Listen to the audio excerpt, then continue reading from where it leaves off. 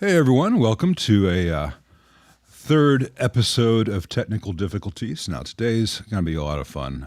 Some of you guys won't know who Chris Nix is, but many of your favorite players do. He's a monster. Session guy, producer, arranger, songwriter, engineer, guitar hero, anything that you need in Nashville. And he's not just in the country scene, as you will hear. He plays with world-class players. And they choose to play with him, which is a nice thing for everyone involved. Before he gets on here, because he doesn't like flattery, he's not just one of the best guitarists I've ever heard. He's absolutely one of the best musicians I've ever known. And we'll get into all that. But real quick, before I bring him on, it's one thing to work on amps like I do, or design amps and stuff. I have to have feedback from players, and I have to have feedback from players who are much, much better than I am, who are out there in the studios, in the big halls, on the road, knowing what fails, what works, why, what they want, and what hasn't worked for them. So he and my other guys, Joe, Steve, Logan, I've got a long list of guys. Chris is the tallest, and one I've known for almost 20 years now. And his insight into this has been invaluable to me. I think he's made me better at what I do. And he's a hell of a lot of fun to talk to. So without further ado, Mr. Christopher Nix. Well, now I don't know what to say to you because you're never this nice when it's just the two of us. So, well, Sweet Flaps, the situation may change. Yeah, right. And if you're wondering why I have the dark and moody lighting today, it's so that half your screen isn't blindingly bright, and Chris is there in his studio cave working on that. I live in a Lynchian dark world of mystery, so thank you for coming down to my level. Well, Lynchian world, you and Friedman need to get together. Did you see the episode with him? Well, he lives in the red room. I saw you guys talk. Oh, that's right, the red curtain. I saw that. Yeah. Well, Chris, thank you so much for doing this. And I hope Liz is feeling better. His wife, Liz, is one of my favorite people. She's lovely. She's talented. I don't know why they put up with, she and Nikki put up with guys like us. But so anyway, in addition to all these things that I hinted at, you're working on a solo project that's about to come out. And you're working with Billy Sheehan and Brian Allen and Tony Nagy, you said? And Ray Luzier, and Chris Frazier and Jace Everett. Nikki and some of my exes know Jace Everett very well because Bad Things from True Blood. That my God, that song is a very effective thing. But the guys from Korn, the guys from Mr. Big, the guys from Jonathan Davis, Brian Allen plays with everyone, including Robin Ford for a long period of time. Tony Nagy, I've seen online. He works at Groons. Chris Frazier, for those who don't know, he was Vi's drummer. Then he was in Whitesnake. He's currently on the road with Foreigner. Correct. Yeah. And so this is Chris's world, and we're just getting a brief 2-hour entry into it. So we're going to have an hour of loose talk and interview, and then an hour of you guys asking Chris questions. And yes, Wes, he does have a console there, and I bet he'd be glad to tell you about it. So anyway, tell us first of all about the album you're coming out with and what your musical world is like from your perspective. Oh, the musical world has been, beyond what anyone could dream of with, the amazing musicians that I get to play with. And, to me, it's still remarkable that anyone gives me the time of day with that. But no, I've got this new record. I've got, it's mostly Chris Frazier playing drums, although Ray is on, right now, I think one of the tunes, and Billy Sheehan's on a handful of them, and Brian Allen and Tony Nagy. All of those guys are such phenomenal players. But the music is all over the place. Like it's a couple of instrumental things, some vocal stuff. As you mentioned, Jace Everett sings on a couple of things, and my friend, really close friend of mine from Florida, I knew when I lived down there for a while. We used to play a bunch of guitar named Greg Ema is also singing on it. Just one of the most amazing voices that, only people in Orlando have ever heard. Like, I'm Yeah, I really looked him happy up to get him on online, this. and I wanted to let you Yeah. tell him because I only found sparse things. But that's the thing, you can be, and you used to be, the monster of Gainesville, Florida, and the rest of the world wouldn't necessarily find out about you. So Right. Well, it's I lived in Gainesville for about 15 years. I grew up in Augusta, Georgia. I was born right. and raised there, and moved to Florida when I was in my early 20s, I guess. And that's where I met my Power Triplets brother, Tom Hurst, and he was an amazing drummer. And he and I used to do a ton of gigs with a lot of different people down there, and Greg Ema among them. In fact, actually, Tom was the one that introduced me to Greg. That's funny. Like, the way I met Greg was Tom called me Saturday morning and said, "Hey, so what are you doing tonight? You want to play a gig?" I was like, "Yeah, sure. Send me the set list and I'll take a listen." And he's like, "Nah." I'm like, "Okay." So we just go in and, we set up and there's all these people there. And Greg would just start playing stuff on acoustic guitar. And me, Tom Hurst, and Angel Roman was playing bass on it, who's just a monster bass player, who's in Austin now. But and we would just kind of make up arrangements around it, which I really love doing. Like, it's really fun to be on your toes like that, and you really have to have big ears, and you're not necessarily going to make it, but you know, Yeah, the I don't scary know part if I of it, it mentioned makes it arranger, interesting. musical director, tour guide, cat herder If you look to your extraordinaire. left, you'll notice the view is not very inspiring. Yeah. Yeah, But yeah, so that's how I met Greg, and just, floored. We took a brief intermission on that night, and he played by himself, and like, he did Roberta Flack's, was it First Time Ever I Saw Your Face, just by himself with the guitar, and it was just, tear inducing. Like, he's just incredible. So it was really, I've had this dream of having him on some different types of music since we met, and so it was neat to get him to fly up and have him over and sing on a couple of things, and he kills. But yeah, it's really neat, man. The record is really all over the place. Like, it's I've heard the rough I mixes that you sent me, and it's yeah, so good. But I don't want, I'm hearing what you've presented to me. You have the whole thing still right, in your head, yet to be shaped. So I really look forward to hearing it as you fully intend it. But right, everything I've yeah. heard has been great. And Well, thanks. there are a lot of guitar heroes out there who are kind of slotting into narrow categories. They do this kind of thing or they do that kind of thing, and never the twain shall meet. And one of the things I appreciate about your playing is, well, yeah, it's like he played us against, he did 7 against 5 there at like a breakneck tempo, but then the next note that you play, you can hear just the string going against the fret and getting that guitar sound. So it's like equal parts, what people expect from Vi to what people love and I love about Ry Cooder, where you're hearing an Oh yeah, instrument and you're hearing all the little things that make guitar unique to guitar. It's something that you have in common with Jeff Beck. I don't think you sound like Jeff Beck. No one does. But I think there is a common thing there that yeah. you I love are. Jeff Beck. That's a very high compliment. I actually have to. There are players that I resonate so well with, or so, like, a lot like everyone, that when I hear they're playing, I'm just immediately, sent soaring. And a lot of those players, I have to, like, make a conscious effort to steer away from their thing, because it's really easy to fall into that. Oh yeah. Not that what they do is easy. What I mean is, it's really easy to, catch yourself, doing a lot of, you know what I mean? Like, all of a sudden you're, Well, that's the doing thing for the rest your of us. pale We impression of try Jeff Beck. so hard to get close to being able to imitate Jeff Beck or to emulate Eddie or whatever. And you're like, yeah, that was cool in my bedroom when I was 18. I can't do that for the world now. But so you're having to refrain from the things that the rest of us often, frankly, dream of being able to do. So Yeah, it's well, a neat it's it's a a neat funny problem to thing. have, I bet. Well, it's no.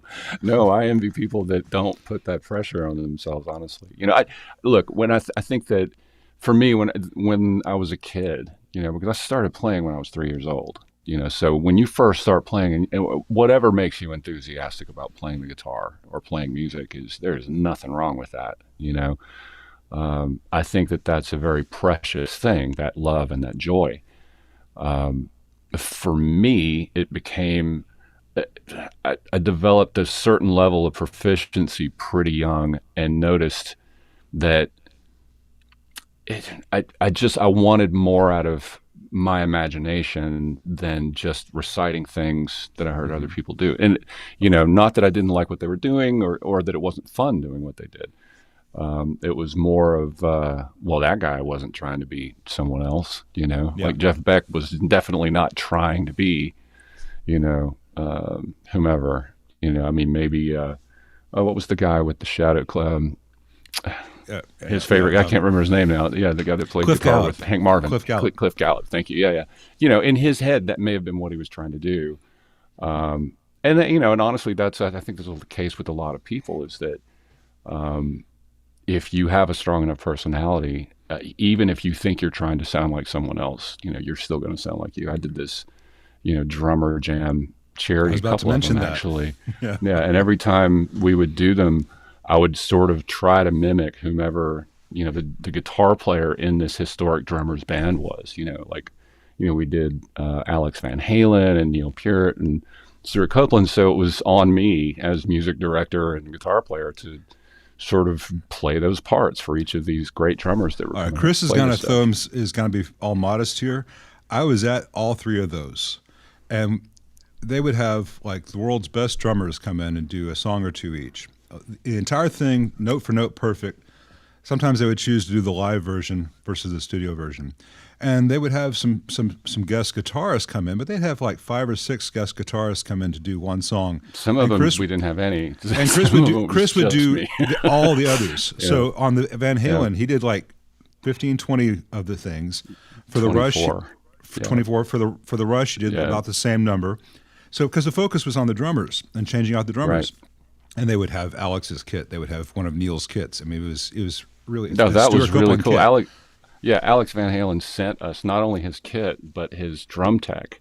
Yeah, The funny thing, and who's now the drummer with Billy Gibbons, but his drum tech came with it to set it up. I mean, they were both really cool. Eddie sent us a guitar to give away or to auction off for the charity, and an amp and all this stuff. Sent me like a bag of picks. Actually, one of my favorite sounding picks for tracking bass is, I don't know where it is, but like a pick from Eddie Van Halen. But but yeah, it's just they were really cool. but And they also you donated had all the money. parts down. You had all the parts Well, yeah. down. And You're the playing thing about, I wish everything I'd had right. It more was cool time. as hell. Well, I'd never done. I love Eddie's playing. I Hmm. actually really love the band. I'm as big a fan of like Roth and all that as Eddie, really. But the band as a whole.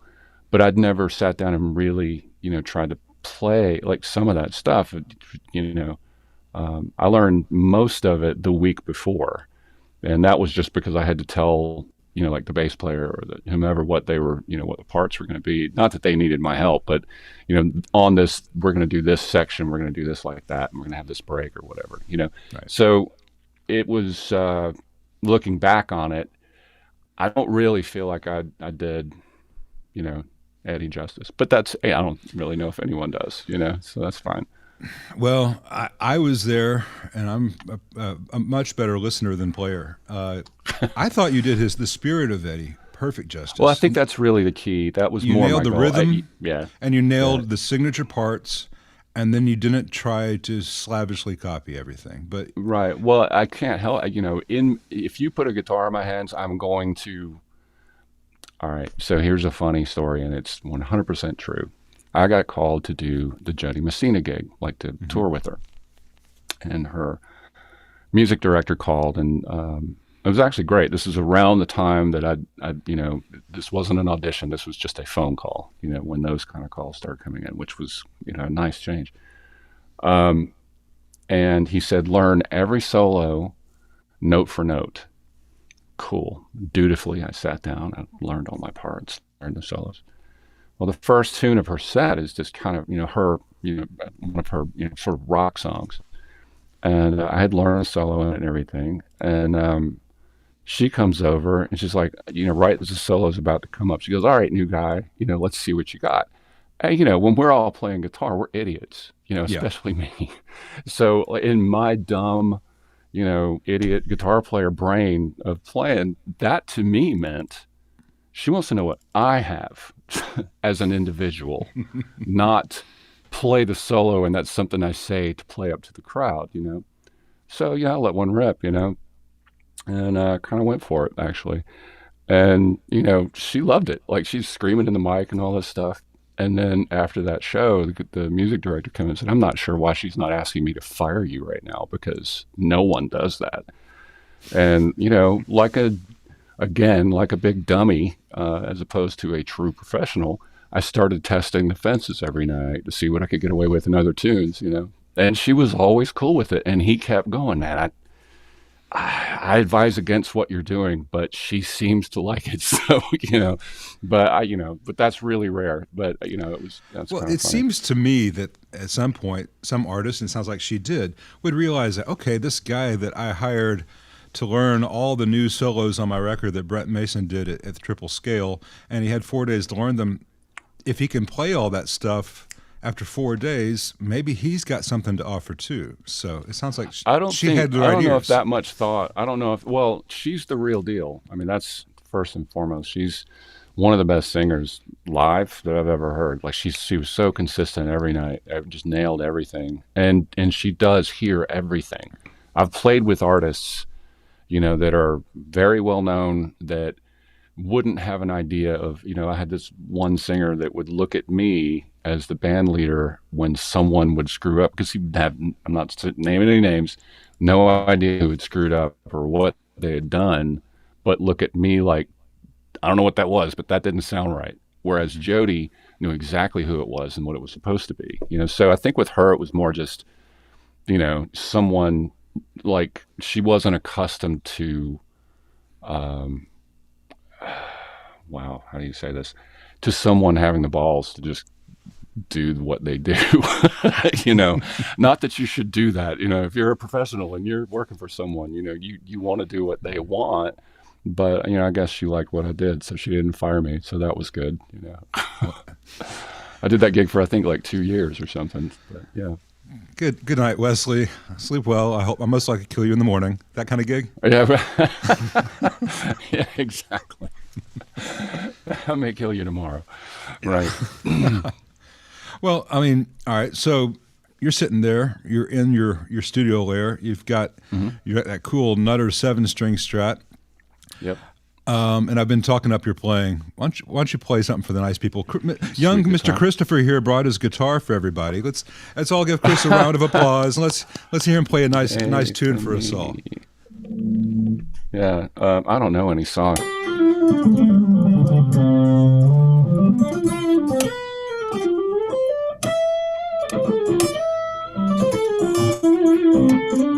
And that's just a Marshall in the other room. Well, not a Marshall, it's a Plexi that I built. But yeah. And then I have this other stuff that I use a lot with chords.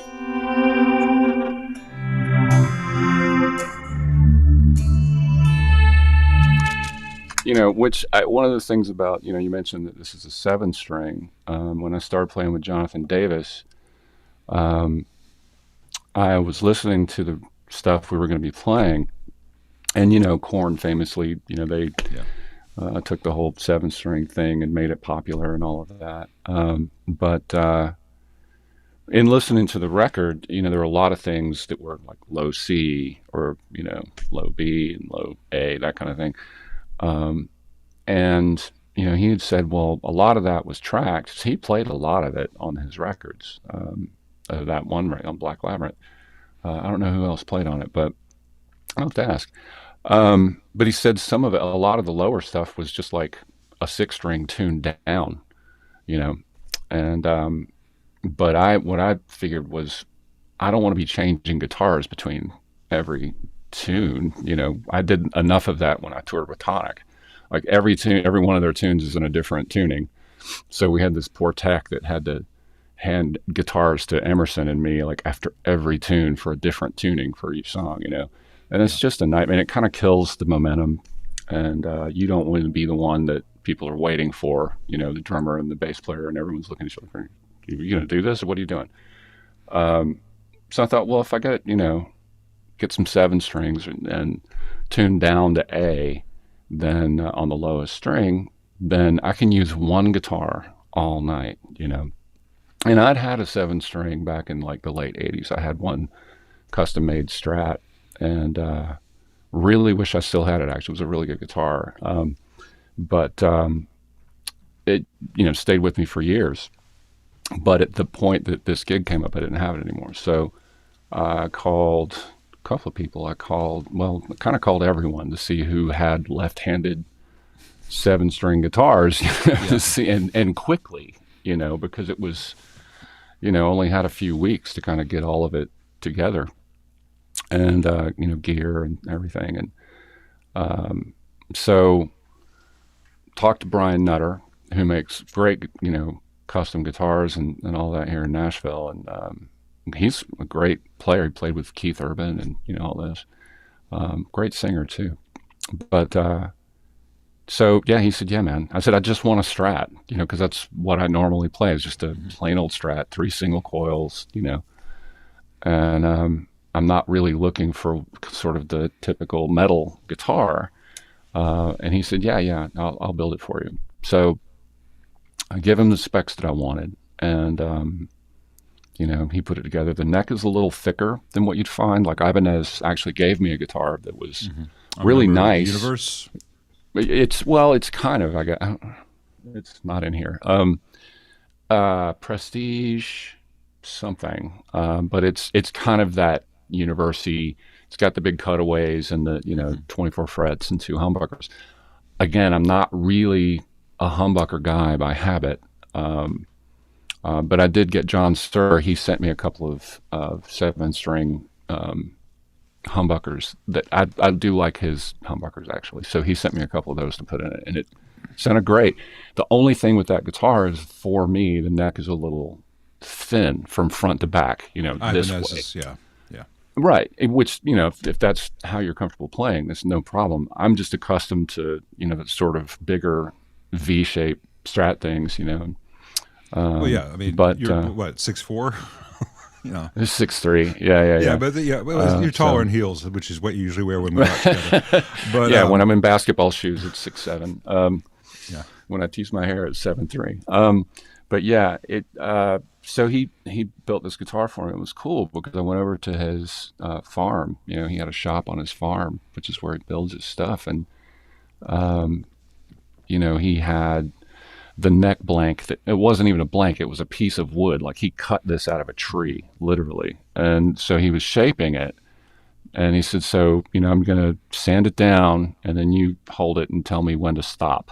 And so we got to this point, and he was like, "Are you sure? That's pretty chunky." I'm like, "Yeah." So he did great. And the thing was, we were a little rushed again. So the paint job couldn't get too elaborate because it was, had to be quick. And I like a really thin nitrocellulose finish, so that the body will resonate and all of that.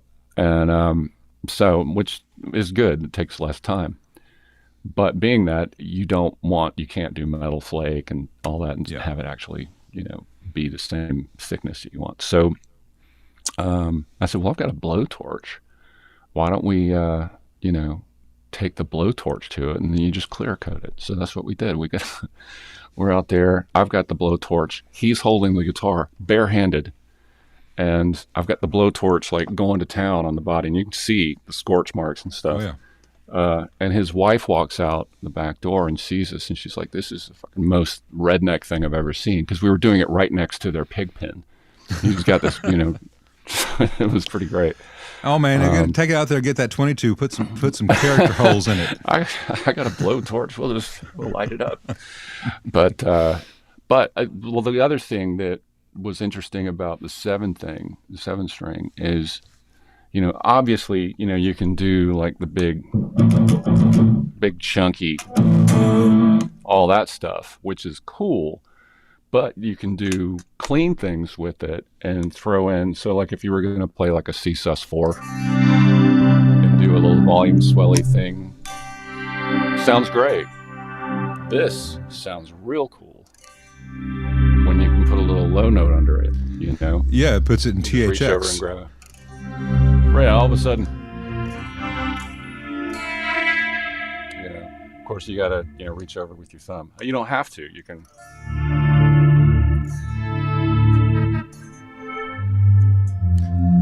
Is that direct, or are we going through Are you going through speakers there?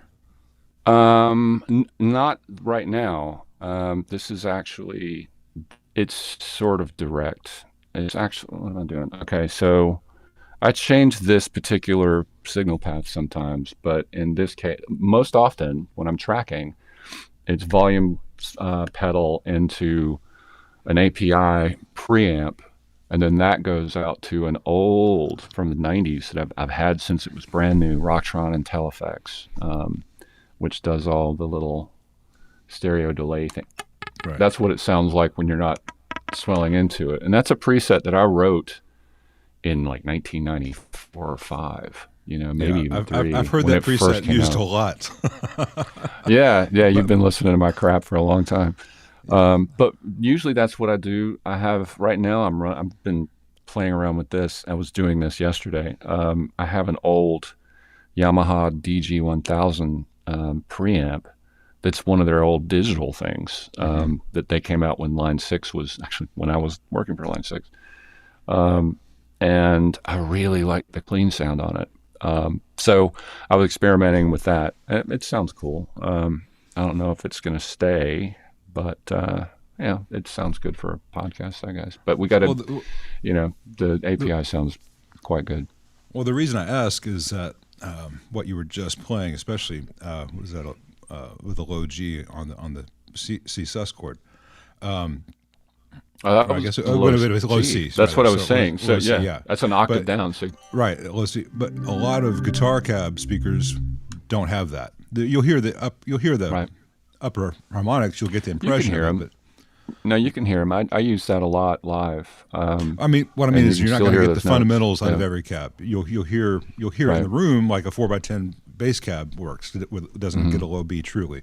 But that sounded really balanced. That's why I thought it might have been direct versus one of your twins. Yeah, no, I mean it comes off live very well. You can hear that note.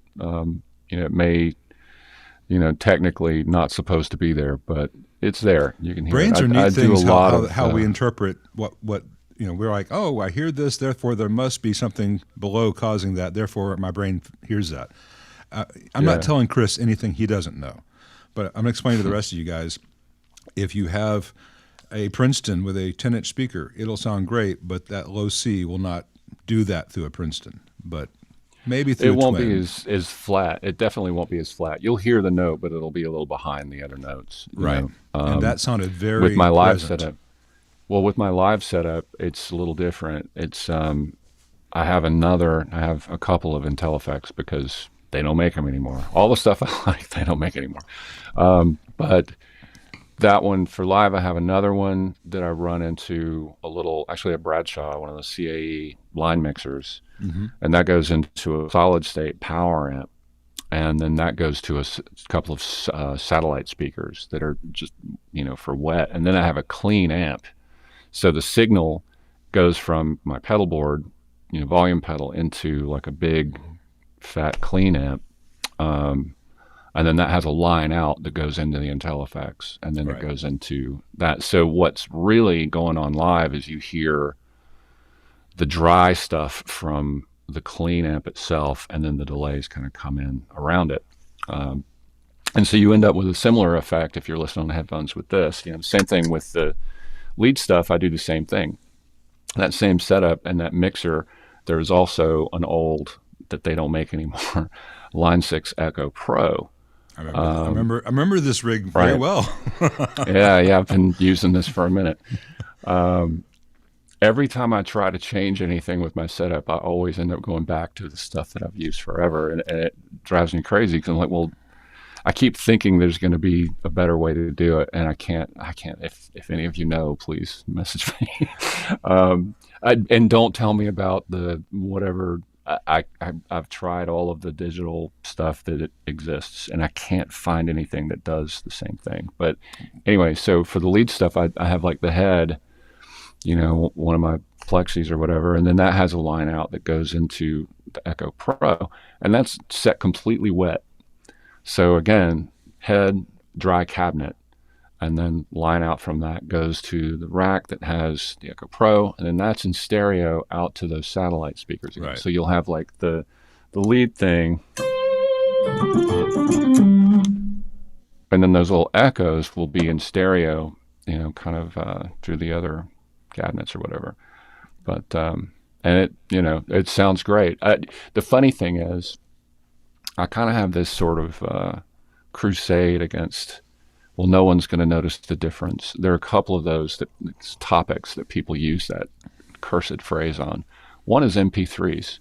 Why are you going to the trouble of using all this great stuff to mix something, and all the trouble? People are just going to listen to it on earbuds. Mm-hmm. It's like, well, I'm not going to listen to it on earbuds. I mean, I will, but and I have to believe that I'm not the only person on earth that likes to listen to music, in a quality manner, with some kind of quality reproduction I don't have system. the little white Borg stems in my ears. Yeah, right. Yeah. But, the same thing holds true with guitar stuff is that, for live, how many times I've heard, especially sound men, they're like, well, no one's going to know the difference. And it's like, well, no, that's not true. First of all, I will. And I'm the one that has to play, and I'm trying to be imaginative and improvising. And, I need to be, all of us guitar players know what that is. Like when you're playing, you want to be as comfortable as you can be, so that you're not going, well, the shortcomings of this are, those are keeping me from reaching nirvana, the place of creativity. And the other thing is, I would argue, like my dad told me a story when I was a little kid. He had gone to see a show when I was like 7. This would have been in the 70s. He went to see some band, and the opening band was a never before heard of band called Boston. And he could not stop talking about how great they sounded out front. Now, a little background on my dad. He is not a musician. He loves music, but he's not a musician. So I would argue that the lay person may not be able to tell you, well, that sounds better with a, insert name brand, Eventide, TC Electronics, whatever. Those things may not be something that register with people. They may not even know that that's that sound is what's making it better for them. What they know is that it's better for them, and so your responsibility, you have a lot of responsibilities as a musician. Number one is be able to play. Music wants it from you. Practice. Don't tell music no by not practicing. Number two, don't let it down by not giving it the production, the presentation to the public that it's asking for. It wants to be as beautiful as it can be. And okay, so someone who's like out there with their buddies having a beer, wanting to watch the game while you're playing, maybe they're not going to pay enough attention. They wouldn't be paying enough attention in the first place. But if you optimize everything that can possibly be optimized before it gets to whomever is there, they will notice. I've seen it happen too many times. I've had too many people come up after shows and talk about how good, a particular band sounded that I was in because of, maybe not even because of me, but because of someone else in the band who cared enough to put time into their sound. So, I think that that's something that, don't get bullied by naysayers. Don't be told that it's not worth it and no one's listening because someone is, that's the whole thing. You make it so people can listen to it. I can listen to all of my stuff in my head every day, all day. It's great. It's really fun. The frustrating part is getting it out. But but for anyone else to hear it, you have to put the work in. And, you owe music that. It gave you the gift of itself when you were, but a wee child or before you were born. These are things that that we owe that magic thing that is the only magic that really is in this world is music. And, you have that responsibility. One of the things that getting to know you really taught me in a hard way, and I was a little bit butthurt about it for a while, is that just because I can design an amp that can do 20 different things does not mean that you, as a professional, need those 19 things. And do those other 19 things make the 20th thing that you would want compromised in some ways? So just because I could make an amp do something, isn't this clever? Focusing on the amp side of things doesn't necessarily mean that it's the right tool for the player. You are a particularly difficult bastard to make an amp for because you already have what you want. And you know what you want, and you know how to get the sounds in your head out of that gear. And so you've built two yourself, and you've got one that our buddy Roy Blankenship made you. And so you're set for that thing. Your main, I actually don't have that amp voice anymore, which I hate. don't? I wish I still had that. No, I haven't had that amp for years. In fact, I think I sold it before I moved up here, which would be like 15 years ago, 14 years ago. So we've known each other a while. I do. That was a great amp. I wish I had it. Yeah. But I don't need to make Chris 100-watt super lead without the bright cap. He's done that. He knows that. He's got his recipe. Here's the thing. Also, Chris is one of those players who's very frustrating to guys like me who like to build things and sell things. He doesn't spend a lot of time looking at what gear's out there. He doesn't sit around saying, "Well, what if I had this? Then I could do that." He plays and he records and he practices and he has what works and he makes music with it, and he's not spending all the time thinking, well, if I got that new signature model that just came out from that other company, maybe I'd play like this other guy.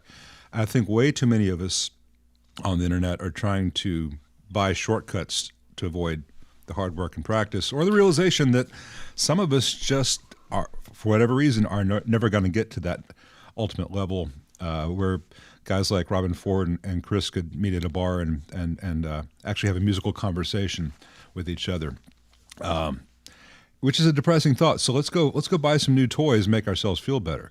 And maybe to some extent my channel's part of that, but in terms of selling a lifestyle. But it's a slippery slope. I would counter that a little bit. The only caveat I would get to what you're saying is that I don't begrudge anyone having a good time with that. Like if it's, I demoed. I was a demo guy for Line 6 for like 3 years, and you were the NAM pimp. I was the NAM monkey, the monkey player. You too can sound like Jimi Hendrix if you plug into this thing. I never said those words, but the thing is, not everyone has the time that someone like I did. Like I spend a lot of time, or have spent a lot of time, getting everything together with that, and not everyone has the money to have a lot of this stuff. So it is one of those things that I think that I grew up very poor, like broke, more broke than I want to talk about. Mm-hmm. However poor you, listener, think you are, I was at least that poor, and had nothing, like really no gear and all that stuff. So I know what it is to when you say, well, I don't have the money to get a thing. It's a very kind of assholey thing to say, well, go get more money so you can get more. That's not how life works sometimes, Yeah. So if you have to get something that gets you as close as you can within your budget, that's a completely understandable thing, and it's fine. The big thing is having fun with it. As far as I think your initial point about making something that does a lot of things, when you get into adding switches to have a switch, to have a thing that'll do an extra function. Now that's more interesting to me, because then you're talking about the difference between devices that are clever and very well engineered, and then things that do a lot of things pretty well, versus the things I like are the things that do one thing incredibly well. You know, Well, I like things that are the apex of I've come over whatever. to your side of things on that. I Oh, I might know. have Yeah, I know. like We've one or talked two about little that. voicing Yeah. options, but gone are Right. the days of option paralysis. And hey, this can be 20 different things. No, it's Right. three variations on one thing. I have to tell you, Because so one time I did take you built me an amp it's actually a lovely amp. It sounds great. The clean sound on it is the thing that I like. And you were trying to, well, you will like this channel switching, dirty side too. John Suhr said the same thing once and sent me an amp. And it just, I can never there's always a thing that I bump up against, and it's just me. It's nothing, about the devices in dude, question. It's no, just like a I me said, thing. for a while I was a little bit butthurt about it. And then I'm Yeah. like, why am I having an adverse reaction to honesty from someone who's playing I respect, who's at that level that we all aspire to? This is an opportunity for me to learn something. So let me sit down and shut up and actually listen to what Chris is saying and why, So I thought I had to mature in that aspect, and I appreciate that. What's nice about Chris is that he's an infinitely better musician than most of us, but that never comes to the table because all the YouTube commenters, oh, that guy can't play, this guy's, do you even play guitar? Chris and the other real pros I know never criticize other people's playing. They don't spend any time wasting time thinking about that or putting people down. He's just a really solid guy who happens to be depressingly good at one little thing in life that the rest of us kind of go,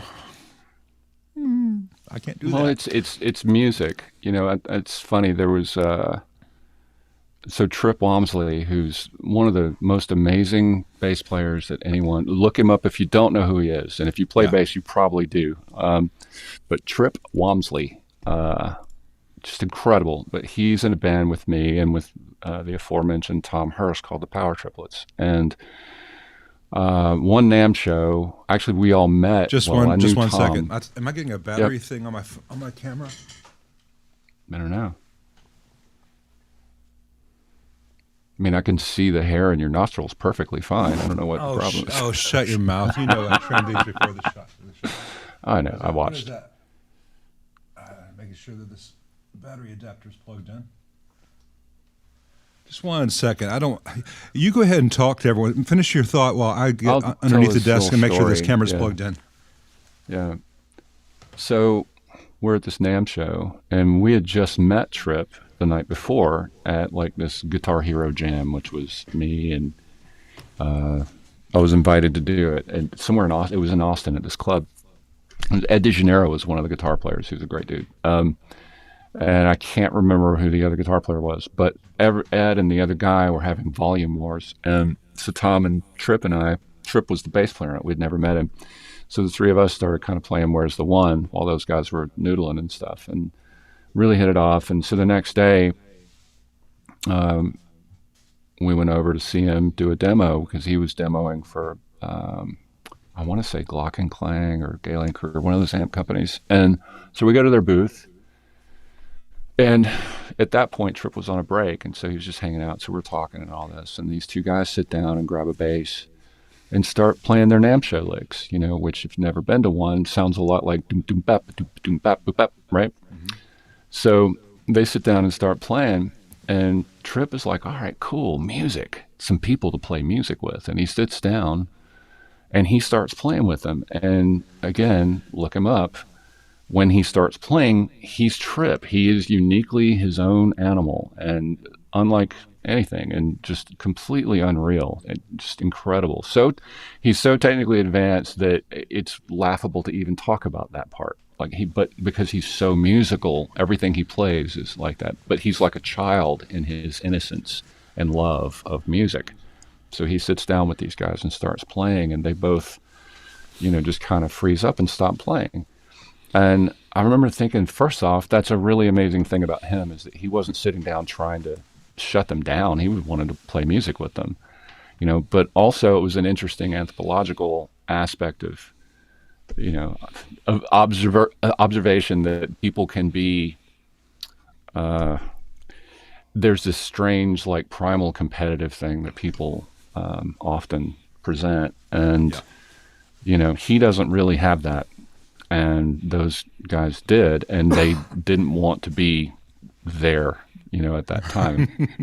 And which there's a part of you that understands that, but also he just wanted to play music with you, and so I remember thinking that's a really cool, honestly, kind of a deep thing. I think that's little things like that you see, remind you that, again, I always harp on this, which is, the love of music is the most important thing, and if you just love music, which if you're watching this, part of you still does. I'm head over heels with it still every day.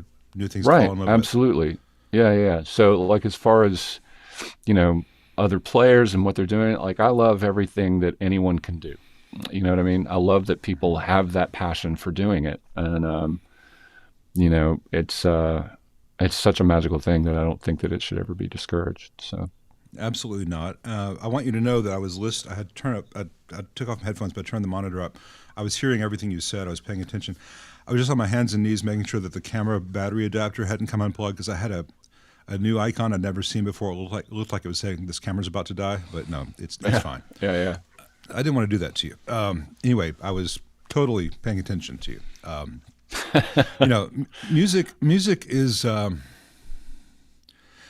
odd thing. I mean, if you told me, the kid version of me, that someday you get to hear a new Beatles song that no one had ever heard before, and then yesterday I did, and I was like, oh, I think that's kind of sad that they did that.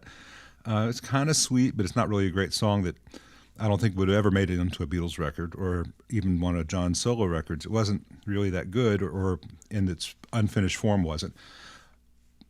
As a YouTuber, I should go make a video about that and get all the clickbait. What does this guy think about the new Beatles song? And it doesn't matter what I think about any music to anyone but me, but it means so much to me.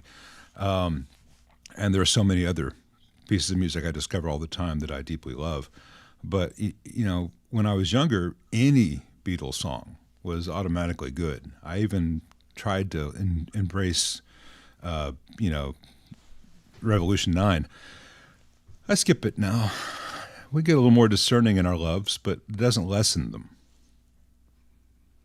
Yeah, I actually like the new Beatles song only because it sounds like a record or a tune that would have been on, it would have been like track 8 or 10 on the White Album or something, because if you listen to those records, it's funny, like the White Album in particular, that's a strange record front to back. It's a really strange relative record to other pop records. I love it because I like strange stuff, but, to me, it just sounds like that. It's funny you brought them up because, man, the Beatles documentary that Peter Jackson put together is just incredible. I've only seen it once, and hopefully I'll have some time and can watch it again at some point. But one of the things that was great was seeing Lennon and McCartney's interaction, and when it was supposedly, this big vitriolic whatever at the end, it really was just business stuff. Yeah. And honestly, they were always so crowded together that it was nice for them to have a break, and but clearly they were still friends later in life. What a crazy world that those guys must have experienced, and all in 7 years. Look, on the one hand, I disagree that song would have made it on the White Album, though it does sound like some of the meanderings that, in retrospect, not all the songs on the White Album are rock solid. But I say that on the heels of... I think they're all solid. I just think they're different, I say that on the heels of having said it doesn't matter to anyone else what I think about a particular song. So I don't know why I wanted to fiercely defend my opinion that I just said was unimportant.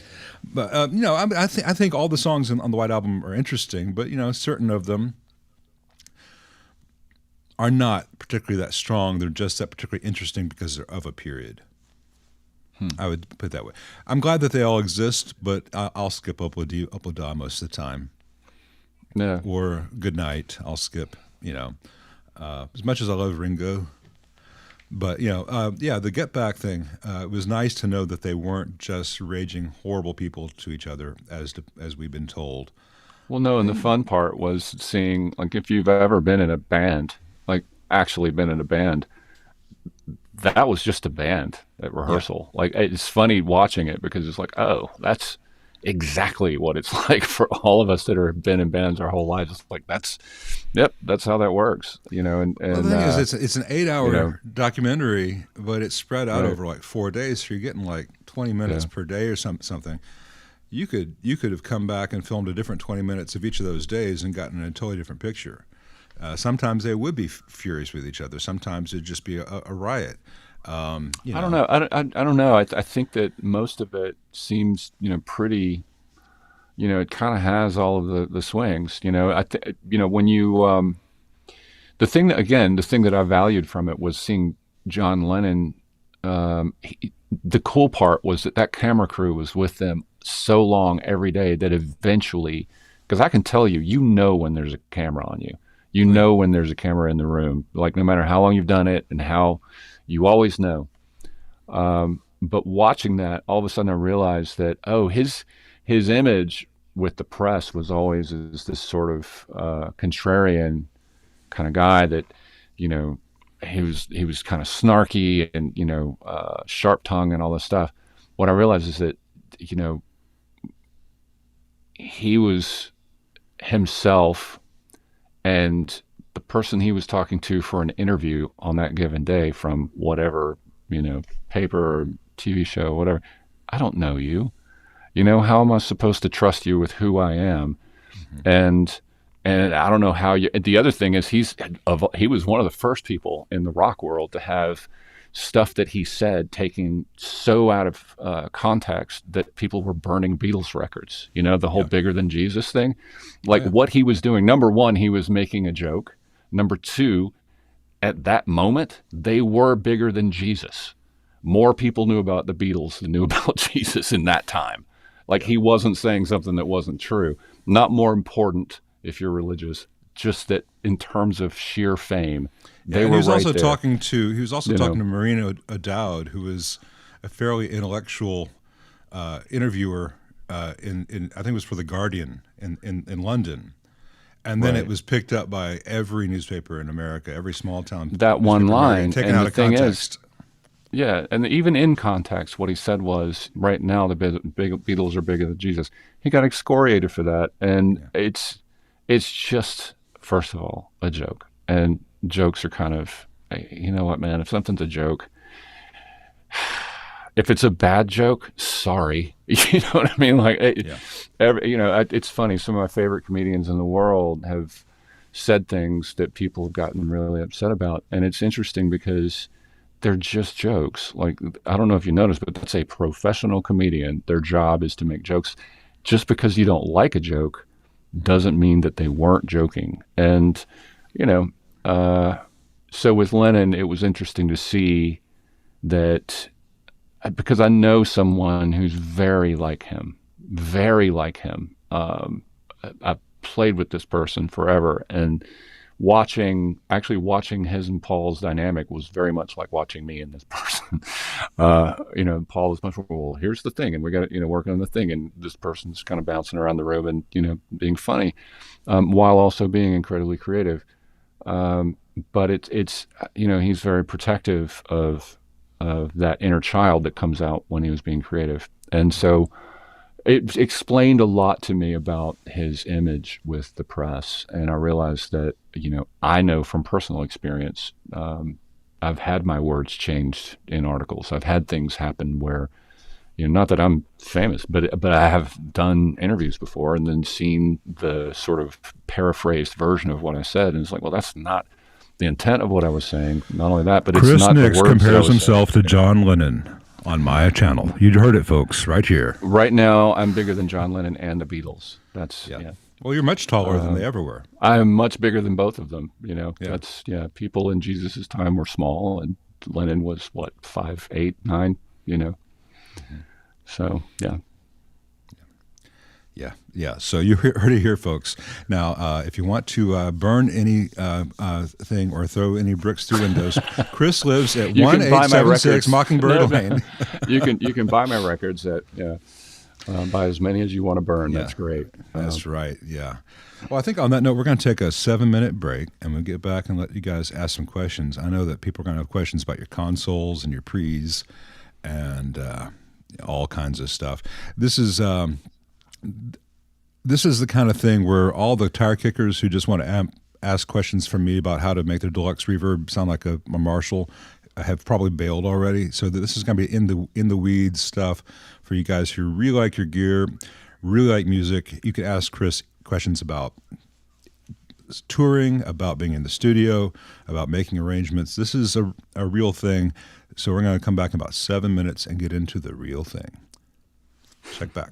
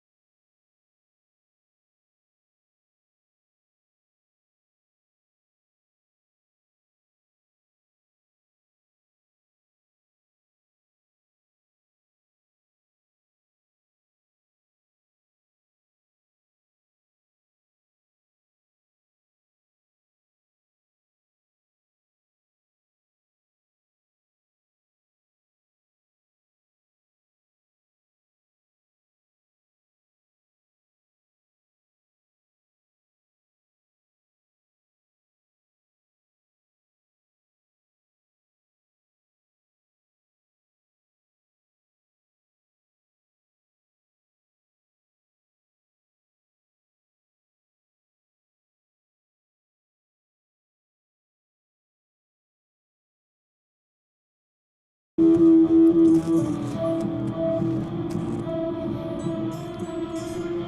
been playing this whole time. Oh, That's awesome. oh, sorry about that. I didn't realize you were back. No, it's cool, man.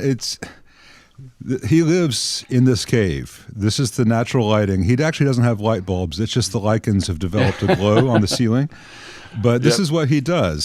So I think Darren Farrell's question might have already been answered here. But Darren Farrell asked, Chris, in a world where artists want to get on the road as soon as possible, I think the studio experience is the better side of the artist experience. Thoughts, road or studio for you? Thanks. Both. The studio is, where you can. The truth is, I enjoy painting. In both situations. With the cool thing with the studio is obviously, you have a record of what you've been working on, and you can kind of dress everything up the way you want it exactly, and go back and fix things if you want it, if it's not quite what you heard in your head in that moment. With live, what's cool is I love improvising in front of an audience. That's not just improvising. Playing tunes is obviously a lot of fun, but when you throw in improvisation, now you're throwing in an element of risk of falling on your face. And, I love anyone that is willing to take that risk. I'm happy to listen to, because that they're reaching in for that moment. And it's a thing that's only going to happen that one time. I mean, I'm sure someone's got their cell phone out and they're recording it or whatever, but really you're just doing it for that moment and finding, at least for me, you're trying to listen to what music wants you to do and convey it right then and there. And it's a more immediate, very satisfying thing to experience. And also to watch. When I was really young, I was fortunate enough to I had this instrumental trio when I was a teenager, humbly entitled the Chris Nix Band, and we opened for Eric Johnson. This would have been, like mid '80s, and man, he was going for it every night, and it was so cool to see someone who had that much notoriety and that much fame, so people were coming every night, with their arms folded to, impress me. And he wasn't worried about screwing up. He was just trying to go for something, every night. And that made a big impression, because that's what we were doing, and I thought, well, I don't know if what we're doing is the right thing to do. And then you see someone, that's already, there, still taking those chances. So yeah, the answer to the original question, both, absolutely both. I love both equally. They're very different, but both are, just pure joy. That's nice. If I love talking to you, man, because you can tell how much it's important to you. It's not just something that you do that pays the bills. When you talk about this, words like pure joy come out, and they're sincere, as opposed to, yeah, I get to do this for a living. I don't know how I got lucky, though I'm sure you have that as well. But you still love this, and that comes across. Oh yeah. Johan Alverson says, how much has mixing altered the way you hear and think about guitar tone? I don't know if it's altered it. It may even be the other way around. I think that being really particular about your sound, is a road that can lead to mixing. In my case, I guess like most people, you grow up listening to music, and I was always fascinated with how things were mixed and how mix engineers, the miking engineer, the assistant, whomever, like the different things that everyone had to do to bring this together into, a cohesive piece of art, and present it to the world. I can remember, because of my age, like I said, I was a kid in the 70s and teenager in the 80s. when 90125 came out, the Yes album, that was sort of a benchmark in terms of sonics. At that Yeah. point, the better sounding records, people would look to like Steely Dan, or the Van Halen records had a thing that was theirs that was very raw. But as far as like uh, and I mean, I get it. A lot of reverb and a lot of this, that, and the other, compression and everything on those records with Yes, but at the time, that was a brand new thing. Yeah, I Trevor remember Horn, the first time I heard it being just floored at how good it sounded. Just everything was so clear and balanced and intentional. And Yeah. that's like, as a mixer, that's the thing that I listen for. Uh, More than anything is intent. Like, is that something I assume when I listen to a mix of someone's stuff that's what they intended, right? So if you listen to someone like, a great example is Trent Reznor, with Nine Inch Nails, and Atticus Ross with the, soundtrack stuff, the scoring that they do with like David Fincher and that kind of thing. You can hear the intent in the way that stuff is mixed, in that some things will be in the, mixed back and in the distant to draw you in. And then suddenly something will come, in from the left and, crash you in the head. And I've always been fascinated with that. Ambience versus dry, all of those things to me are useful tools. As far as how, but again, I think I answered the original question. I don't know that guitar or mixing has affected how I look at guitar tone, just because I really think that when you start to you begin to find your voice as a guitarist, specifically as a guitarist, really on any instrument, it's true, but since you're asking about guitar tone, you start, you find the things that do what you like to hear and what you want as an individual, artist, right?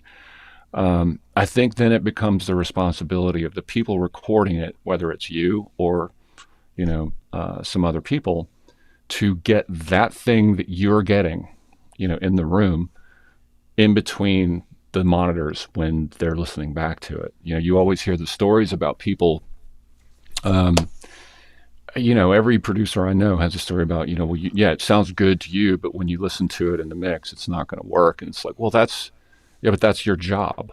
That's literally your job. Make it work, figure it out. Like that, live engineers with that too. This is my sound. And technically you work for me because you're the front of house engineer, or you're the studio engineer or whatever. It's your job to present what I'm doing to other people, so figure that out. I do think that when you're recording stuff, you definitely, I'm very conscious of what, like if on my original stuff, I record everything. I record the drums, the bass, the vocals, the guitar. I record everything. I track it myself. I mic everything, all of that. I've got another room in there with a drum kit and, mics everywhere and all that stuff, amps. And when I'm miking things, I already know, let's say Ray Luzier from Korn and, Jonathan Davis, he comes over to play. I already know what I want the drums to sound like on the tune, the specific tune we're working on. So I'll do the miking according to what I know I'm going to want as a mixer later. You know what I mean? So like it really helps when you're a composer, when you're the person writing the stuff and you're the artist making the music, that you have an understanding of recording and of mixing and how to get all the way down that chain to the end piece of art, which I have a hard time calling it product. Everyone in the end product is, but I get that. That's fine. But so you're mixing through arrangement rather than thinking we'll just play it and then later force it to go. I'll fix it. Yeah. I'm not a fix it in the mix kind of guy. I mean, I have done that, but it's way better. It's way easier to make it sound like you want it to sound if you just record it the way you want it to sound in the first place, or record it in a way that facilitates the ability to mess with it later and make it sound the way you want it to sound. Like, I know how to kind of, on a drum kit or, guitars or whatever, I kind of know how to mic things now. If it's in my head that I'm going to take this kick drum and smash the crap out of it and throw a distortion pedal on it or something, then I'll mic it a way that I know will work when I do that later, or if I want it to be super clean and produced, so it really, I think that if you're a composer or a guitarist who's getting into mixing and all of that, I really do think it's important to understand the art of miking and knowing what it is you're trying to get to, instead of just doing some stuff and then try and sort it out when you're sitting at the console or the computer or whatever. But yeah. Well, Paul Watson asked a question here that you may need to simplify down, because I think what you just described would mean that you might have 30 different ways to do what Paul is asking, depending on the role the instrument's going to have in the final arrangement, final mix. But he wants to know if you have a preferred mic and pre set up for recording live, and for recording and for live electric and acoustic guitar, which could be a 4-hour answer. But if you were just it's actually pretty easy. Yeah, it's pretty easy. I do have go-tos. There are things that I use more often than not. Most often, it's like if I'm doing, one of like a lead amp, or a distorted amp. Mm-hmm. I have a couple of different cabinets. I have an old Marshall 412 with Celestion 1265s. I've got an old THD 412 that has that one. Really. Yeah, and that one now has some really old greenback Celestions in it, 25-watt Celestions. And then I have this clone of a Dumble 212 that my buddy Kenny Varga made for me, that also has 1265s in it. And usually it's one of those three cabinets if I'm tracking, unless I'm using a little combo, and then it's whatever speakers in that. But for overdriven tones, that's usually what I use.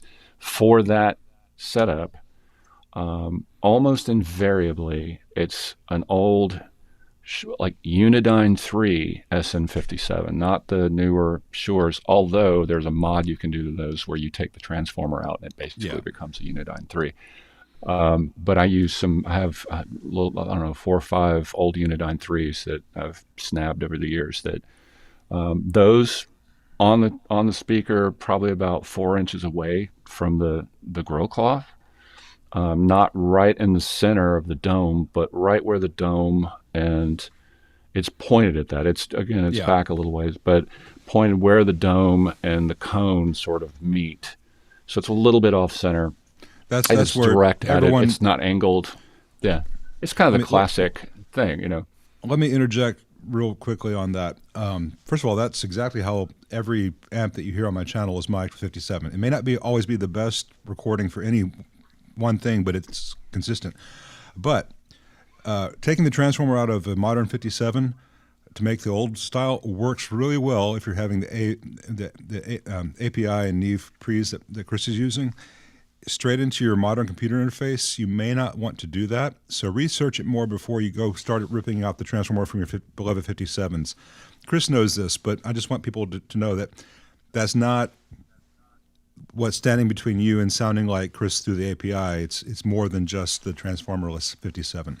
Go ahead. Sorry. Well, some of it is, I know, like, when you're recording, you have to know yourself, which is kind of a scary thing to do, when you're honest about what you sound like, it's kind of, looking in the mirror can be tough sometimes. Some days those lines look a little clear, So every morning when I wake up, I'm 28 until I see the mirror, and it just right. Yeah. I'm in my head. I'm still 17, but my back says otherwise. But so the miking, that mic I'll run into. Usually, I have I have an old API 512. I know everyone. I have some 312s that I really like that I use on drums, but I've had this one 512 since the 90s. It was the first really good mic pre that I ever spent a bunch of money on for me at the time. It was this one mic preamp and a little lunchbox, and I just love the way this thing sounds. So that mic into that. Sometimes I run it into a Blue Stripe 1176, and sometimes not. It just depends on the day, the tune, that kind of thing. That's more often than not how I track that song, that tone, or any dirty sound or lead sound. Every now and then, it does change sometimes. Every now and then I have, I don't know if you can see it. I have right here, like this is my monitor. We can't see setup. anything, Chris. But well, just imagine that there was a light right here. There's a pair of old Neves from the early 70s that were racked by Brent Averill so early in his doing of that like in the early 80s. So like it doesn't even have his name on it. They're so old. But sometimes I'll use those. I use those on drums a lot. But every now and then I'll use them on guitar. Those sound really, really great. I also have a Chandler. I don't know if this part of the console's in frame, but I have an old, it's not old, it's relatively new, the Chandler TG2 500, which is a little reproduction by Chandler of the Abbey Road preamp that the solid state Abbey Road stuff, like what was it, or EMI that, they used it on Dark Side of the Moon. In fact, actually, if you take a U47 and plug it into that thing and play a Martin, it's like, oh, there's David Gilmour's acoustic sound immediately. It's wild. It must be hard just having that depends. Sitting around all the time, Yeah, times is hard. But yeah, it's those things. I have a couple of EQs. I almost never EQ guitar going in. I use the EQs for some drum things, and every now and then I'll use. But I have a pair of newer API 550As. Newer, I mean they might be 10 years old now, and then I have a vintage 550. It doesn't even have a letter after it. That's how old it is. I think it's like a 69 or 70. And then I've got a 560 graphic that's also as old as the 550. And actually I got those from Ben Caesar, the great drummer that plays with Brad Paisley, who's a buddy of mine. And he was looking to downsize, and I was more than happy to oblige him and relieving him of those. But that's kind of it. It's usually that stuff. Like for clean stuff, though, it's a little different. I use a Neumann U87 on. Often it's the one of the cabinets with the 1265s, either the 412 or the little 212, and that's an 87. And then that'll sometimes go. Often it's that same API 512 for the pre. Sometimes I'll go into, I have a newer Neve, AMS Neve, which some people don't like. I actually like it a lot for, in fact, this mic, I almost always use it for vocals. This mic is running into that pre right now. It's a little darker than the API, which I think is why people don't like it. But I tend to like things dark, obviously. But for the clean sound's a little brighter. The amp sound is a little brighter, So that balance, it's not that I'm trying to de-emphasize the highs from the amp as much as just the overall frequency response tends to get along well with that amp sound. Mm-hmm. So I'll use that pre with the 87. Sometimes I'll run compression on that. Either I have one of those Chandler Abbey Road optical compressor things, and again an 1176. It depends on the tune. Sometimes I don't compress it at all, but to tape the computer. But yeah, that's more or less what I do. It doesn't change a lot. I'll move the mic depending on. Not a lot for solos and not a lot for dirty rhythm stuff. What I tend to do is that miking and change the amp. I'll switch out amps, or I'll change settings maybe, or pedals, or whatever, more than moving the mic. I'll be honest. I think that there are things when it comes to miking that are just sort of universal. And if you get there with that chain, if you get a really good mic chain going with the right mic and the right pre, and you're pretty happy with it, you'll be surprised at how many different things you can track just with that without touching that stuff, and just changing out pedals or changing out heads and stuff, and the other part is that it helps make everything kind of sound more agreeable when it's time to mix, Yeah. Sorry, I know that was long. No, Chris. Like I said, the casual guys gave up on this chat a long time ago. It's the hardcore guys who love this who are here. So you're in good company. Late night gear born with Lyle and Chris. Yeah, that's Yeah. yeah. But yeah, that's pretty much the basics of it. Well, here's a good one from West Chilton. He says, Chris, once you're past the early inspiration of famous bands and guitarists, what, at your current level, inspires you now? Everything. And it's always been that case. I mean, like anyone, and I had a fascination with anyone who could play when I was a kid. Literally anyone who could play. Like my mom dated this guy who knew like 4 Beatles songs, and I just thought that was the greatest thing in the world, when I was a very small child. So like anyone who can play is always interesting to me. You can even learn what you don't want to do. You know what I mean? Like there's always something to learn from someone. But I'll say this, even from when I was really young, it wasn't just about music or guitar playing that inspired me to want to make music and make it artful. I also paint and draw. So I was really fascinated with, Picasso and Van Gogh and that kind of thing, as well as cinematography. Movies that look amazing have literally always caught my eye. We talk about movies more than we talk about music, and the intersection is that you get a new movie comes out, and you we'll talk, and you're like, yeah, the movie is great, but what Hans Zimmer did in this motif, and you get deep into it. We disagree about the importance of Blade Runner, but other than that, we're pretty good. Well, that's it's okay for you to be wrong. It's not I'll let you have that one because you're the guest this week. But yeah, like the way movies, not just the score. Like I love like Hans Zimmer, and there are actually a handful of film composers right now that I think are really doing great work. But the filmmakers themselves, Stanley Kubrick. Ridley Scott, as you mentioned, the brilliant, untouchably innovative Blade Runner. And, like there are a lot of film, David Fincher is funny. I was thinking about this morning. I love David Fincher movies, and I've seen all of them, but I've never seen one of his movies more than one time. And it's funny because I have a huge amount of respect for the stuff he does, and I love what he does. It's just that he's so good at what he does. His films are so dark that watching it once, I don't want to feel like that again, but what an amazing job of making me feel like that. You know what I mean? I don't know how to make that make sense, but Seven is, so I love his movies, Zodiac one of his? Seven too? is him.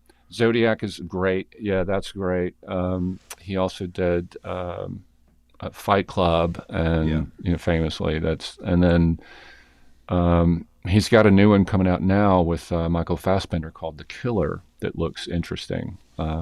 That I've only seen a preview for it, but I think it comes out this month, like on Netflix or something. But just people like that are kind of pushing the limits of.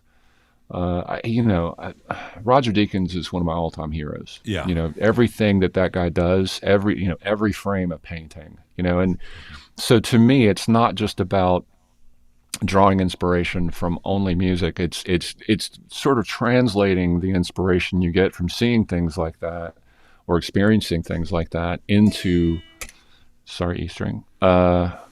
music, making it something, there's a tune actually on the new record. Sales pitch. No, there really is. There's a tune on the new record called The Himalayan, and it's obviously me. It's Billy Sheehan's playing bass and Chris Frazier on drums. It's just 3-piece, But I wanted the opening of that, and it recurs somewhere in the middle of the tune, kind of with this volume swell thing that I do. But I wanted it to have like this cool, big, open cinematic kind of feel to it, but, aurally, like this sonic landscape kind of thing. And I also wanted to hear Billy doing stuff that, he isn't known to do. Actually, I get him to do that a couple of times on this record. We'll talk about that in a minute. But we can talk about anything that you want to talk about. It's your time that you're giving to us. So if a question gives you a springboard, go. Yeah, so on that tune, it that was sort of the inspiration for that was, the Roger Deakins, thing. Like if you watched, I don't see how anyone, Lyle, can watch Blade Runner 2049 and not just be floored with what their eyes are. Well, here's the given, thing about both Blade Runner and Blade Runner 20 whatever.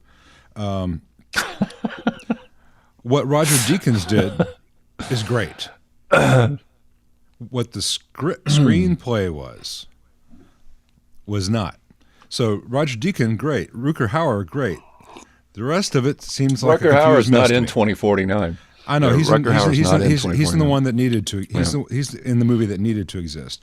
Look, I mean, I don't care for the movies, but the cinematography is fantastic. Yeah. So stuff like that. The other thing I was going to mention about the little sidetrack about Billy was I have this tune that may be the most normal sort of inside the box tune called The Golden Hour, and it's kind of a Frankie and Johnny 50s ballady kind of thing, where it's like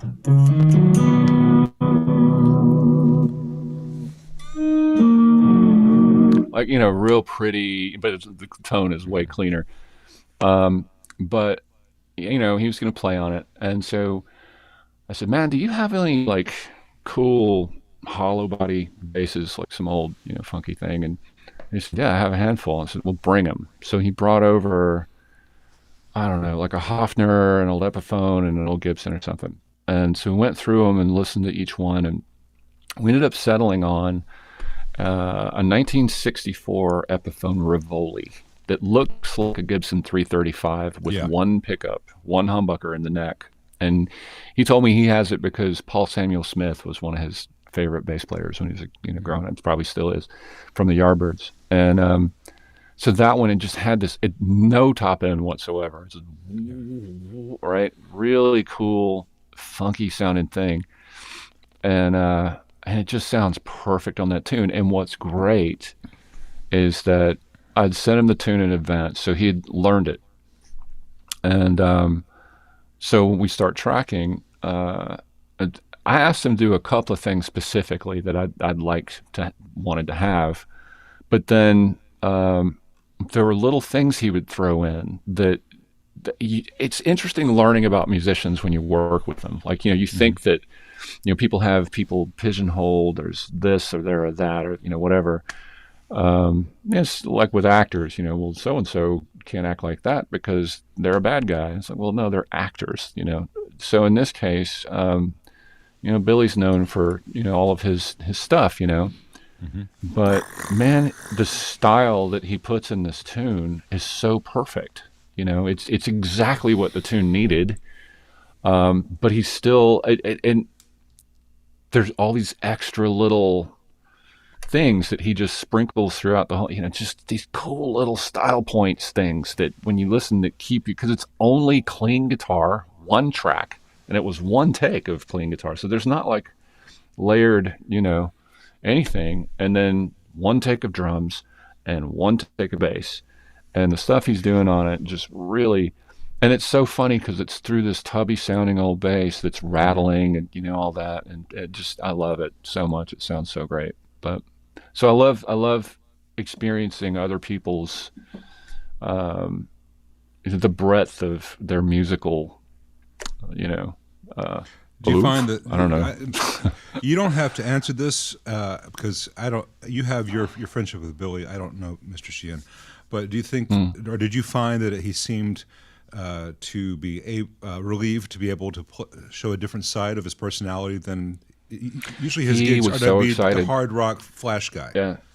Right. No, he was so excited to do it. And in fact, I have another tune he's coming to play on in a week or two when he gets back from Europe. But that is, again, not at all. It's more of an R&B thing. It's one my buddy Greg that I was talking about earlier is singing on. And he heard it. I didn't even ask him to play on it. He just heard it and was like, okay, when can I come over and play on this thing? But the Golden Hour, he loved being able to sit. In fact, he loved it. He made me take a picture of him while we were recording so that he could post it on his Instagram of like, I got to play this, cool bass on a track, because, he doesn't get asked to do stuff like that very often, if ever. So, I was happy that I found something like that, he could enjoy. But yeah, I adore that tune. It's again, for me, a very inside, kind of normal thing. And I don't tend to do things that are referential to something else or, at least I try not to, but in this case, I don't mind. Like it's very a specific vibe and a specific thing. So we'll tell you what, Chris, since you don't really have a YouTube thing going on right now, when this album is released, you come back on, we'll do one of these things and do here's the first track, and you talk about, remember Rockline on the radio when big bands would drop their albums? Yep. We'll do that for you. Just for you though, I put on a little Roger Deakins for you. Now, if imagine I'm sweating, and there's like a futuristic pistol in the shot. There we go. Okay, you got is that the Deakins LUT that you just put on your camera or something? No, I just changed the temperature on the light. There, gotcha. a little bit more. You got to get right at the edge. Technically, the Deakins thing I'd be backlit. I can't really do it with this setup. Yeah, you're closer. It's a little grainy actually. What you should be doing is too much light, and then you tone it down. Yeah, but I didn't want to F-stops. start fiddling with all the Turn stuff down the F-stops. while you're talking about Billy. Here's a question from Magisterium Guitars. This is Sergio in Portugal. Chris, he says, "Hello, cool. A long question for Chris. How far down the rabbit hole did you go, or do you go, following a sound you imagined? Or do you just fiddle with settings until you find something you like?" That's a great question. It varies. I will go as far as the rabbit hole needs to go. I don't think it's ever a fool's errand or a waste of time to chase something if you still haven't found it. Usually, if I know what I want, if I hear something in my head and kind of know what it is, then I have a pretty good idea how to get there at this point. But sometimes you don't. Sometimes you do have to kind of fiddle and dig around. But man, it's never a waste of time to go. I'll go as far as it takes. Believe me, I've spent a lifetime doing that, and it's always worth it. Even if you don't find exactly what you were looking for, you learn so many things that didn't work that you went, oh, note to self, when doing this way, this happens. So you still collect information that can be useful down the road. But it really is worth it to go as far as it needs to. Mm-hmm. What's the craziest thing you've done? I mean, you've got to just been like, I hear this thing in my head, and I need every paper clip in the house. Oh, I thought it was going to be something like moved out of my house when I was 14. Let's see. Let me think. I don't know. I mean, it's recording, so I don't know I don't really think of anything as being crazy. You know what I mean? Like, everything is up for grabs. That's what you need to know about Mr. Nix. Hey, Matt Johnson sent a super chat, and Matt, thank you very much. That's very kind of you. Congratulations on your wedding and your 40th birthday. He says thank you for your super chat. He gave me $50 on the thing. Oh wow! Some channels you have to do a super chat. You have to bribe to get your questions answered. I answer every question that I can within the 3 hours that I do this on. But some guys insist on giving me money, and like a fool, I take it. So, Matt, thank you very much. congratulations on your wedding and your honeymoon and your 40th birthday. You were in New Orleans, and you went to Cochon. Very nice. As to what value do you prefer for an AB763 mid-tone pot and where to use J-taper pots, we're going to do all the amp questions in the third hour, but I'll answer that really quick because you were kind enough to do $50. For mids pot, AB763, if I'm restoring an original one which had a mids pot, I use a 10K audio. If I'm adding one to one that does not, for instance, the deluxe reverb reissues, on the rear panel, I'll drill a hole, 3/8 inch. I'll put in 100K audio because it's a 10% taper pot, which means that at noon it's 10K. So from 7 o'clock to noon, it's the range of the mids pot on a twin. And from noon above, you get into more mids and then gain. You know, it's a nice option to have there. And as far as J-taper pots, I use them exactly where Leo did on the volumes and trebles in that circuit. So back to Mr. Chris. Yeah, Wes, I know I needed a blue light, either a blue light in the background, or I needed to have a orange light in the background and change this white balance. But I also would need about 10 times more lumens out of this light to really do what Deacons does, because you would have to see every pore, you know. And if I did that, then you'd see that I really needed to scrub. So we're not going to go down the Deacons thing. So Wes Chilton, by the way, Chris, works for DreamWorks, and he does animation. But I've worked with Deacons on a bunch of films. He says he's amazing. Yeah, we have cool. a lot of really interesting, talented people here in this little crazy Saturday gang I've developed, and I enjoy getting to know you guys. It's nice to know that there are interesting people all over the world, and that every couple of weeks we get together. And I thought you were going to say it's nice to finally have friends. Yeah.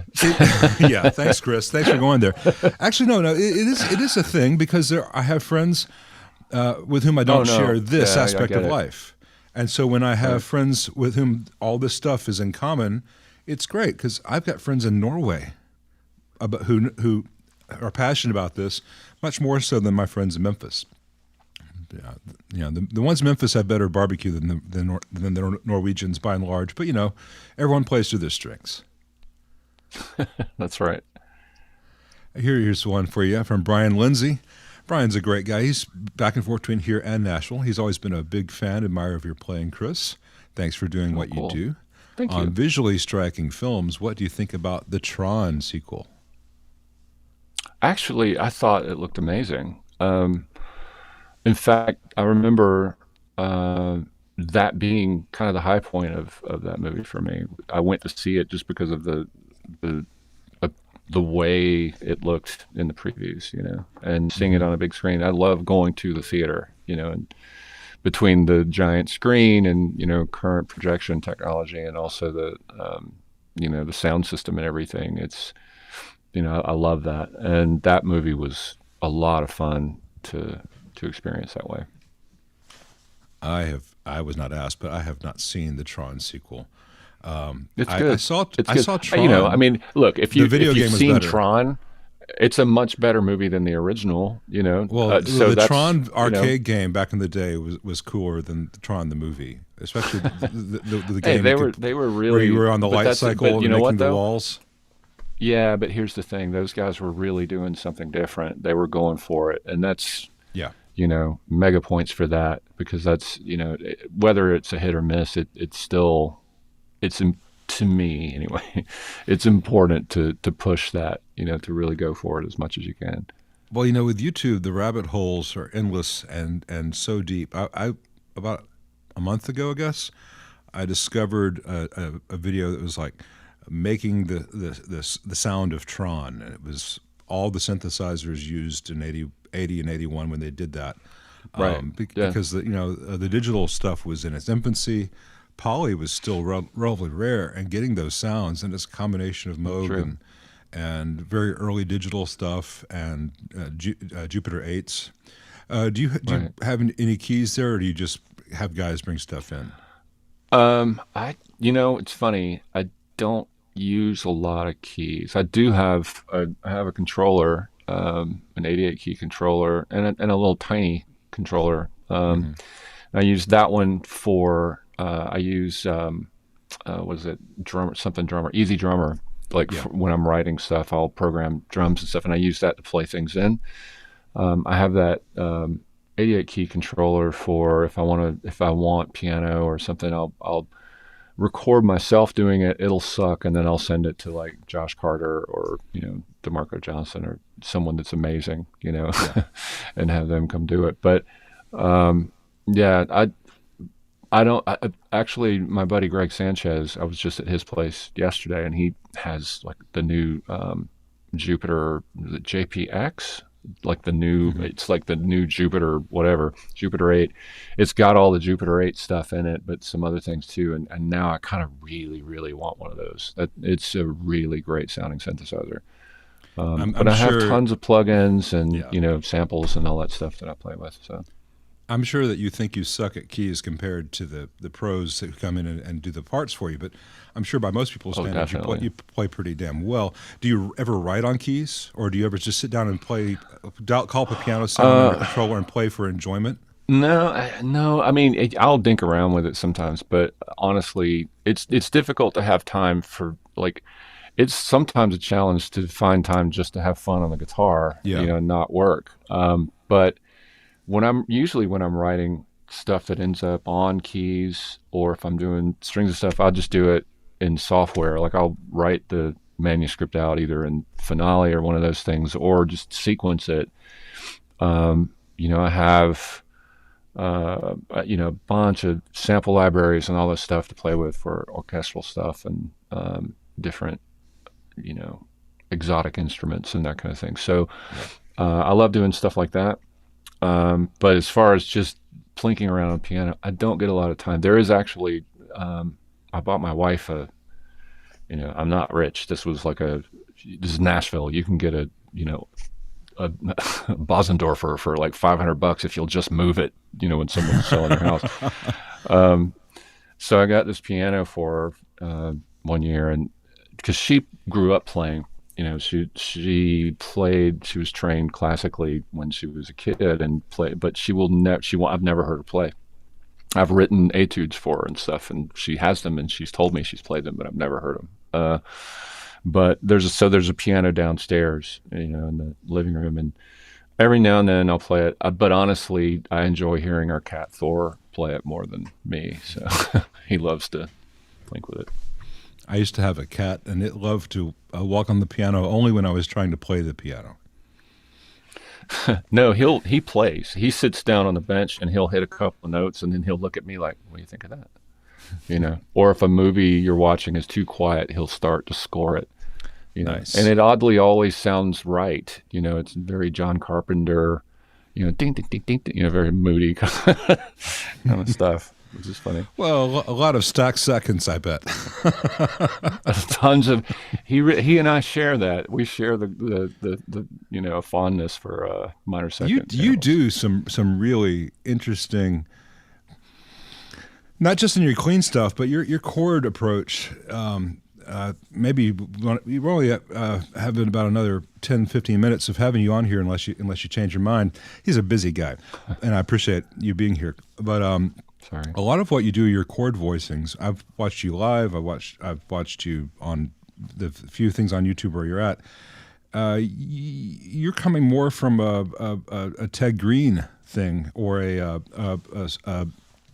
I guess stuff that I would associate more with Holdsworth and Carlton, the most rock guys, and you do a lot of left-hand stretches to accommodate the voicings. Is there anything that you'd like to share? I'm left-handed. So I'm sorry. I'm so used to being the fretting hand. Listen, learn. You're the sinister. Proper You're sinister. Yes. Yeah, that's right. Yeah.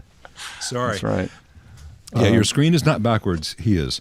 Well, actually, real fast, it's nice when I go to his house. My excuse for not playing guitar in front of Chris is all his guitars left-handed. I can't.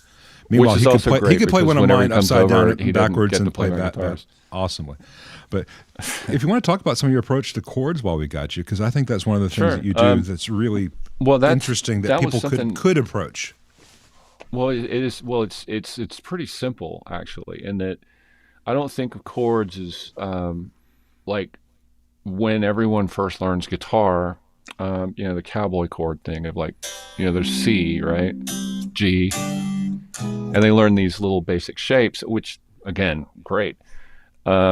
Those chords get used all the time to great success.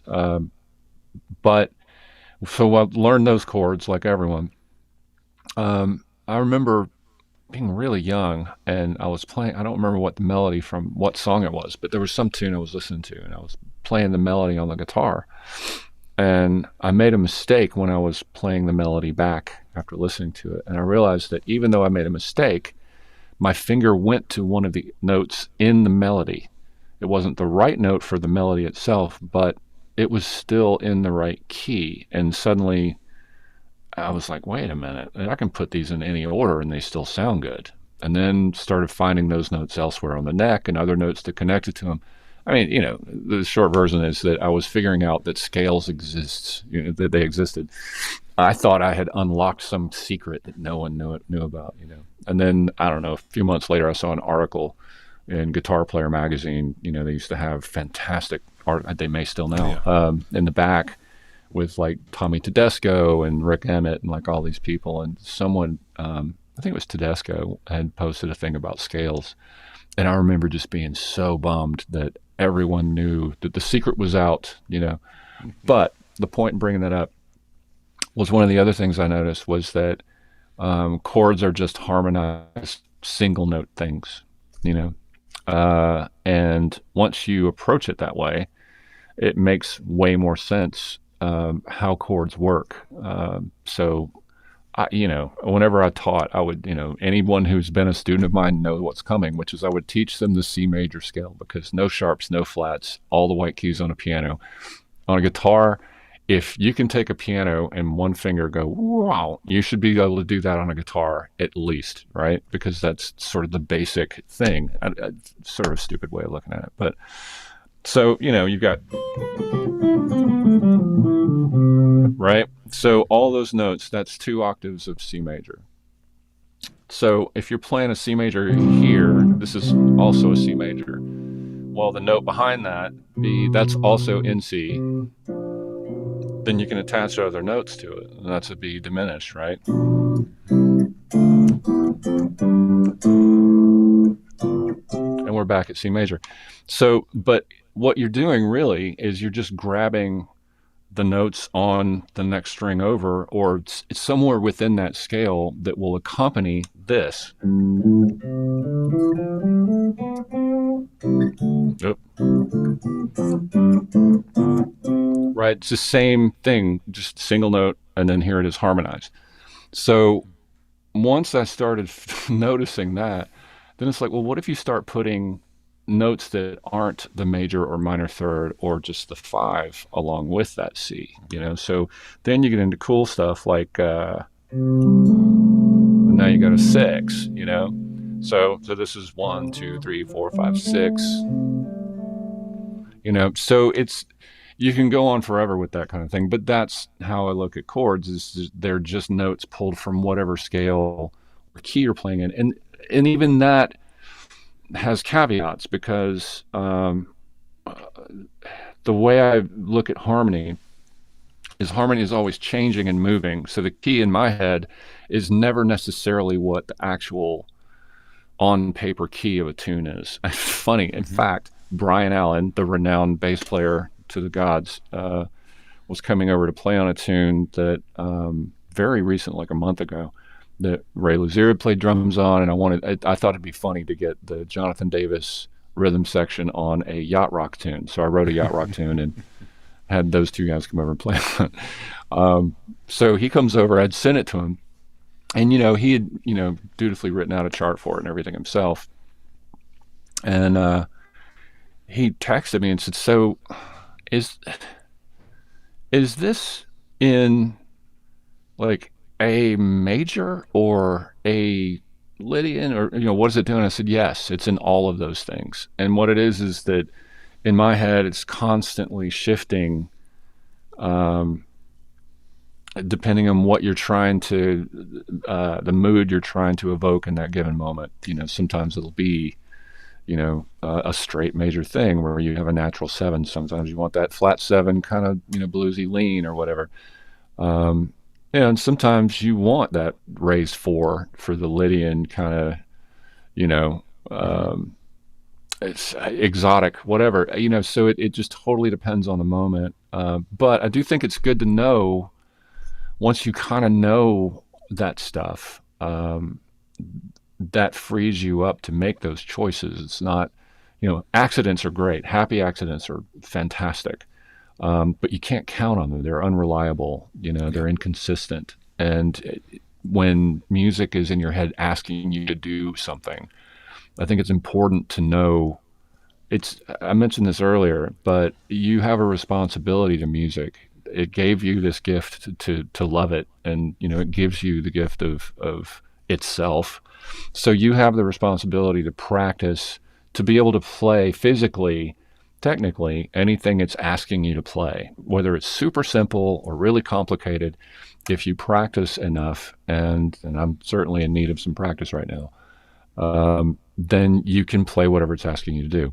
If you study harmony enough and practice playing with what you know about harmony and applying it to, in this case, the fretboard, then you become freer when you're improvising or when you're writing, or if you just, whatever situation in which you're listening to stuff in your head. Not only that, but also it helps when you're learning things. Like even if you're like a sideman and you're looking to, you need to learn a bunch of songs overnight, it's way easier when you can listen to something even without an instrument on and be able to pick out what it's doing.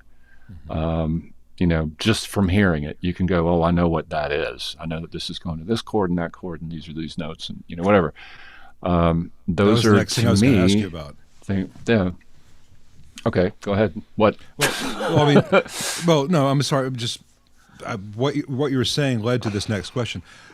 Many of us have pretty good relative pitch, and get to the point where with most of the stuff on the radio, I can hear, oh, that's a 1 2 5 change, whatever, 1 6 4 2, whatever. Or they did E7 instead of E minor, because it's going to bring it's going to be the 5 of the relative minor. So on that kind of simple level, most of us who've been playing for a while hear that, and you get to a point where, oh, that's a G chord. I can tell that's a G chord. I don't have perfect pitch, but certain chords on instruments, that's a G, or that's a C, or that's an F minor. That's the level most of us get to. And then there are the people at the very top with perfect pitch. Are you like mega advanced relative pitch, or are you close to perfect? I mean, I know that there's nothing I could perfect play pitch. That you can. No, I have synesthesia. Yeah, like it's called. I smell the colors. No, I suspected you might. It's all. There's nothing I could play that you wouldn't be able to say, oh, he did that, or he did that, or that, or whether you call it A over B, or whether you call it a B add a B7 add 9 13 or whatever. Right. Nomenclature can change. But where's the level? If I put on a Rachmaninoff piece, would you be able to hear all that as well as you? I mean, obviously the stuff on the radio today, nothing for you. But put on Rachmaninoff, put on Hans Zimmer. Are you hearing everything? Yeah. But that's not. I don't think that's necessarily. I don't think you have to be born with that in order to be able to do that. And I say that because I know people who've worked towards that. Right. I didn't know that was possible, except that I had this student, one of my best friends in life, actually, this guy named Keith Jenkins, who, I'm not sure if you ever met him. He was he became James Brown's guitar player for like the last 13 years of Mr. Brown's life, and was like the band leader, all this stuff. But he started playing with me when he didn't know anything. Like, I was putting his fingers on the neck and stuff. And, he had a very, all right, so I'll tell you the story he told me. I don't remember it going down like this, but he said that one day he was over for lessons, and he'd been taking lessons at that point for a year or two. So he was, he knew some stuff, and he was playing something. I was showing him something or whatever. Anyway, the story goes that I got up, put my guitar down. He says I threw it down, but I don't, So I threw my guitar down, set the room on fire in anger. And I said, you're just too effing white. You're too fucking white. So don't come back to my apartment for another lesson until you go and get, Parliament, James Brown. I listed off a couple of records. And so his mom comes to get him. We were kids. I was, 16, 17. He was 13, 14, whatever. Mm-hmm. And so she's like, what's wrong? And he said, well, Chris says I'm too white, that we need to go get these records. So they went to Camelot Music and bought all those records. He became obsessed with funk as a result. And Maggot brain will do that to you. Yeah. But what's interesting about him, he doesn't have perfect pitch, but he learned relative pitch. Because I'm not taking credit for this. I would play a note and say, this is a C. And then I would play another note and make him guess what the next note was, Right. And so he started doing that on his own. And, now he can pick things apart, really well, actually. And so I was stunned by that. I didn't know. I thought that was just some magical thing that, only those of us with synesthesia. My buddy that built that cabinet, Kenny Varga, we're kind of... we commiserate about synesthesia a lot, but it's one of those things. It's neat, I guess. It's the George Harrison thing. What's it like to be a Beatle? I don't know. What's it like to not be a Beatle? Right. So, well, 30 years ago, when I was going to music, I was studying music theory and composition. I was going to my ear training courses, 7:45 in the morning, 3 days a week. Just listening to intervals and doing the ear training. By the middle of the semester, I was infinitely better than at the start. And by the end of the semester, I was beginning to hear, not only is that a minor, and not only is that, in the third inversion or whatever, but it's in B flat. But if you don't do that every day, work on it. For the rest of us who are not you, if you don't work on that all the time, if that's not your everyday environment, that's a skill that atrophies because it's a part of your brain even if you do, you're not using for everything else. Yeah. Well, even with perfect pitch, you still have to learn to name the things that you're hearing. Like you can, that's that note, right? But you still need to know. You need to learn the name of the note in order to identify it. It doesn't mean that you suddenly, if you have no education whatsoever, that you can name a note just because you hear it. Like you have to know how to name it. You know what the name of that thing is, that color or whatever. And what its function is. It's the same thing. Well, not only that, but it's exactly like people learn the names of colors. Like when you see red, red, but red is the word to use for that particular color because someone told you that that's what that is. You know what I mean? So it's not. It's you're just connecting words to things that you hear or see or whatever. But yeah. Well, we can go on, but you're at your contractually obligated 2 hours. So. Were there any other specific questions? I don't want to leave anyone hanging or anything. But let's see. There's not any more questions right now. People have been listening and enjoying this. One thing I think maybe really fast, and you don't have to weigh in on this, but Johan Alverson says that's exactly why I think the way music theory is taught is very subpar because people think it is something that is limiting. And in my own in my own experience, which is not at your level, I find it very freeing because all these things you have more crayons in your box, but you're never told, music theory says I must do this. Music theory says you can do this, you can do this, you can do this, this, how it all works.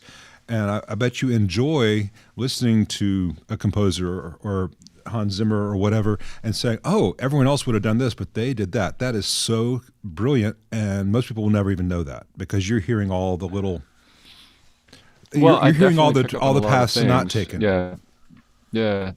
I love details. I like little details, and even if it's simple music, I like things that have little Easter eggs, or things that, it's stuff that even if I write something that's really simple, it still has to have something that that tune I was talking about that Sheehan played on, Uncle William played on. It's a pretty simple harmonic structure in its most basic, like boiled down thing. But, we kind of weave some stuff in it to make it have some intrigue and to give it some depth, and to widen it out a little bit. But yeah, those things are, yeah, it's understanding music theory. Um, it's you always hear the rock and roll cliche thing of you got to know the rules to break the rules and all that kind Yeah. of stuff. And it's like, well, yeah, I mean that's true, but I, if you don't give a shit about the rules, who cares? You know what I mean? Like you learn what. To me, it's not about them being rules. It's about communication. It's about having a deep understanding of the thing that you love. Yeah. Being able to identify it to other people. It's important to be able. Like Billy doesn't read. Billy Sheehan doesn't read. He doesn't have. He's not a. I mean, one of the two. He brought over a piece of paper with the letter A written on it. That was his, and it was like a million notes in the song, but that was, but Brian Allen can sight read the crap out of anything. Tom Hurst, I've never seen anyone sight read like, and he's a drummer that can sight read better than most piano players that, you put some, Yeah. seen him sit in with orchestras, cold, walk in, giant score, and just read the shit out of it, and I can read, but I can't sight read like that. It takes me a minute, because I don't practice it. And I don't know if I'd ever be at Tom's level or, Brian's. But, the thing with that stuff is that it's all communicating what it is you want someone to do. So it helps you to understand where you're trying to get, and if you can hear the thing in your head, then you can identify the thing you hear in your head, it makes it much faster. It doesn't mean that you're going to not get there if you don't have that knowledge. It's just it could take longer, Yeah. and it'll definitely take longer trying to explain it to someone else, because it really is part of it is the communication of your ideas to other people. So Yeah. Well, I would love, anyway, and we do. We call each other. Is not all the time because we're both extraordinarily busy, but Chris is one of those friends I've had for almost 20 years now that I don't talk to him for 6 months. I'll call him out of the blue and we just pick right back up, and it's very natural, and I always enjoy it. Same insults, the same, yeah. No, new It's variations there. on the same Yeah. old insults. Hey, it took me 6 months, but I came up with a comeback to that last thing you said about Blade Runner. Yeah, there you go. And it was almost good. Anyway, give my love to Liz. Hope she's feeling better. Oh well. Thank you for doing this. Thank you. And when your album's ready to drop, we can rock on. Thank you. Man. Yeah, I absolutely will take advantage of that. I appreciate it. Groovy. So we'll say goodbye to Chris, everyone. Thank you very much, Chris. And I'm going to adjust the lights now that we're not trying to be in Blade Runner world. And when we come back after, ooh, isn't that nice and bright? Light bright. We'll come back after another 7-minute intermission. And if anyone has any amp questions and stuff, we'll resume the normal stuff. Brad's always late. Brad's not late. Brad was sleeping, which is a normal thing to do. But anyway, so we'll go back to Well-Lit World now, just in time to take another 7-minute intermission, and then we'll get to any questions that you guys have, and I appreciate you all from being here. See you in a little bit.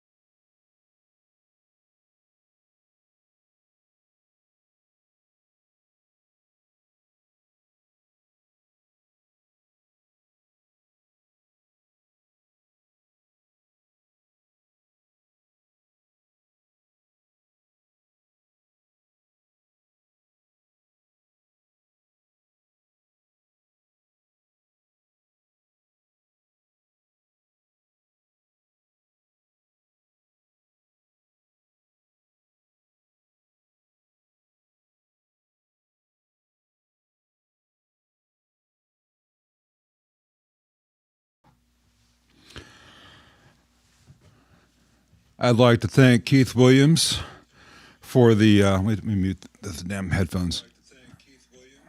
What is that? Oh, shit. So, sorry. Had on the phone, too. I forgot I was on the phone. I'd like to thank Keith Williams for the coffee delivery today. It worked. It held the coffee. It kept it more or less hot. It did not refill itself, though. So, Keith, if you can get on that, that'd be great. 5 Watt World is a great channel. If you're not already a viewer, go to Keith's channel after this and subscribe to 5 Watt World. That's not a sponsored thing. I just think he's really cool, and I like to point out good things.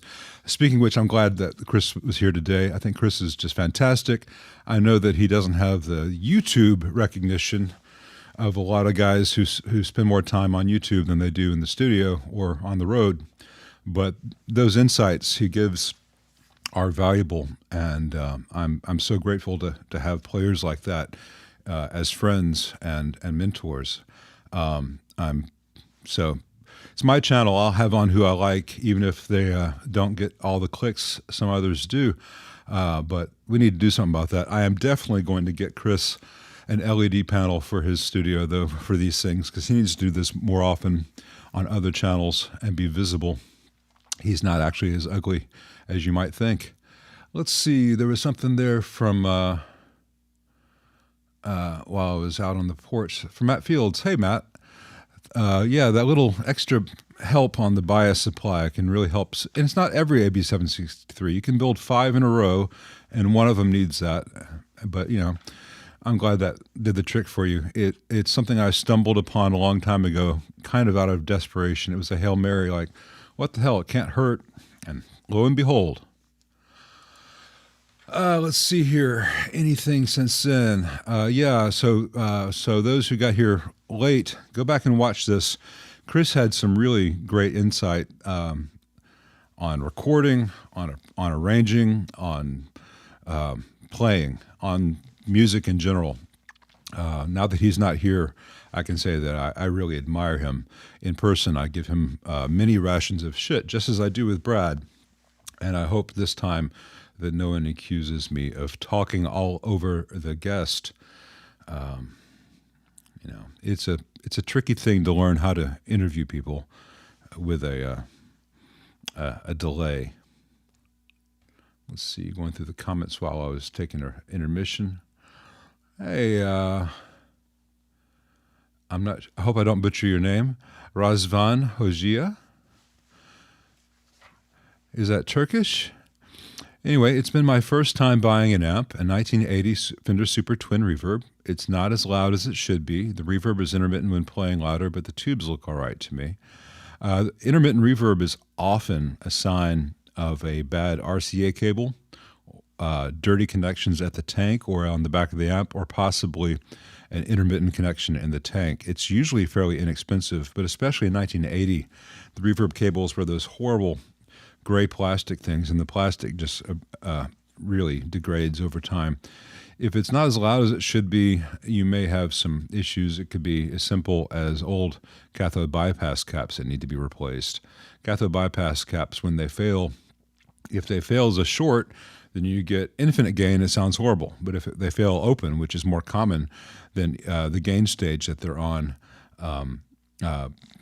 loses about 50% of its potential gain. There's some places in a Fender where they have a shared cathode. If that cap opens up, then you get oscillation and feedback. But you may be 3 old white Mallory Mallory white caps away from a fantastic sounding amp.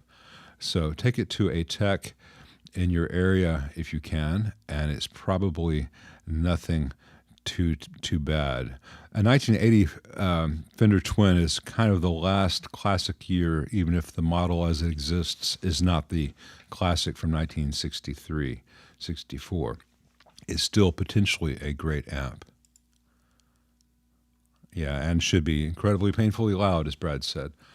1980 or late 70s twin of various types should go between 700 and 1,000 American, and that seems to be pretty much the same for euros. So if you got it for 440 euros and it needs $200 to €300 worth of work, you'd still be coming out ahead. And the thing about a 1980 Fender and or a 76 or a 78 is, even if it's not perceived to be as desirable as, say, a 65 or 66, once it is working, it will sound better and is better built than many of the amps today under $3,000. So you'd have to spend an awful lot to get something as good today.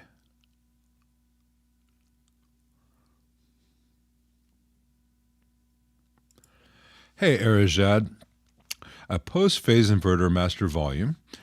He wants to know what one is and what amps feature this design. It is a master volume put after the phase inverter so that the preamp and the phase inverter are behaving pretty much the same, with a caveat. You'll get to that, no matter what the master volume level is set at. And there are 3 or 4 different master volumes which all qualify as a post-phase inverter. The one that you've seen on my channel that I prefer is called the Larimar, and it's because of, I think, Larry and Marstran, 2 guys who put it on some Marshall forum first. It's just a way of taking the grid leak or bias leaks for the output tubes and replacing them with a potentiometer, a dual gang potentiometer of the same value. So when it's on 10, it behaves as the stock circuit does. As you turn it down, it attenuates, and you still get the phase inverter tube overdriving or clipping the same way that it would if you did not have a master volume. Now, it gets a little complicated in amps which have negative feedback, which would be most Fender amps, most Marshalls, in that the phase inverter behavior will change as the feedback is no longer a big factor. But that gets pretty much in the weeds. A lot of modern amps do not feature that design. Some good ones do. There are other amps which use a pre-phase inverter master volume, which can work quite well. Those are typically amps which have a lot of preamp gain, so you're not getting much coloration from the phase inverter and output section. All the overdrive characteristics are coming from the preamp, and that would start with like the Marshall JCM800, 2203, 2204s. Most Friedmans are done like that, but beyond that, it varies on an amp by amp basis.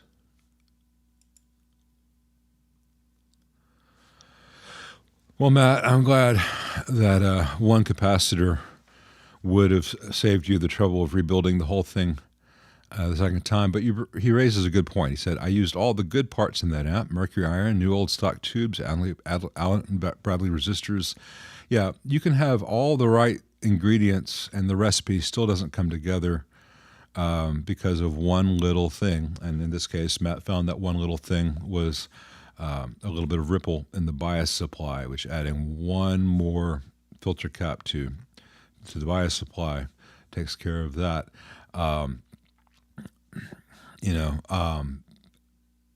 These are things that take a lot of time to get in your bag of tricks. And there are no shortcuts, sadly, other than, watching my channel. Schmarmy ass wipe. Yeah, that's one of the reasons I put this stuff out there. If I get hit by, I've learned a whole bunch of stuff for whatever reason. If I get hit by a bus tomorrow, all that stuff goes away. It's not like anyone can, I've got like 50 of these floating around, but it's not like anyone could interpret my handwriting or know what I meant by all the notes and stuff I take. So, yeah.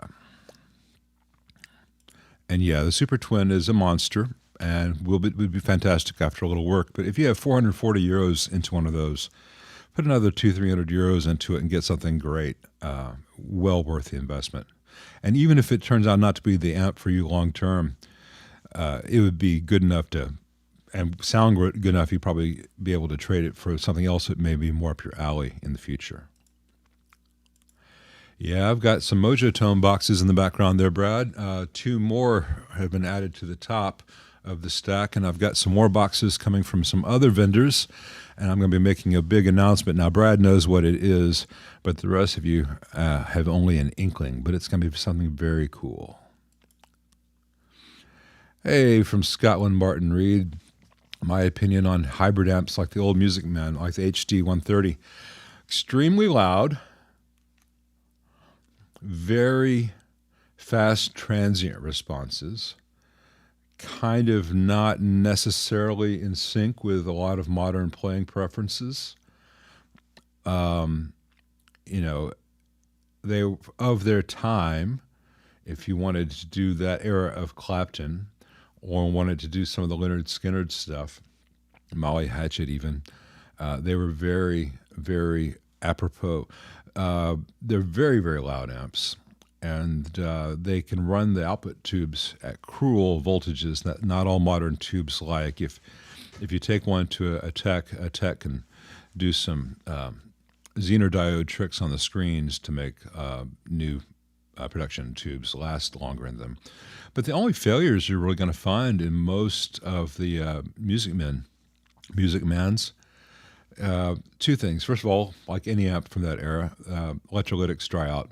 Expect to change out electrolytics. Occasionally, some of the transistors need to be swapped out. That's not that common as long as no one plugs the wrong thing into the speaker versus the preamp in. I've seen that happen, in which case you get magic smoke syndrome. But the main problem with them is that the output section, the bias board and some filtering for that is done on a little same cardboard fiber board that Fender used. When Leo was at Fender, Leo brought that same build quality to Music Man, and those cards over time they develop ripples and waves, and when that happens they break their solder joints. So you get one of those in, reflow every solder joint on the wafer board, and 90% of the problems go away if all the electrolytics are good. Yeah, prices in Australia are terrible. Razvan, you're very welcome. Please correct my pronunciation of any names that I butcher, please. And Romania, okay.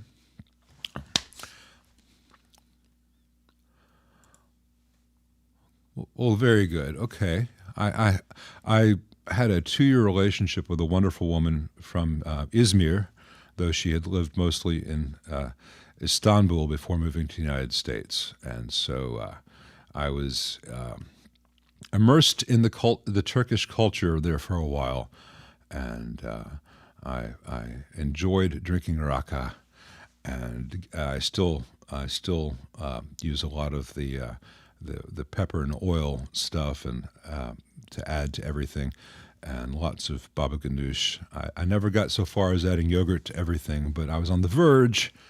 Sadly, that relationship only lasted so long, but she and her family were lovely, and I was grateful to get to know them and to broaden my experience of the world.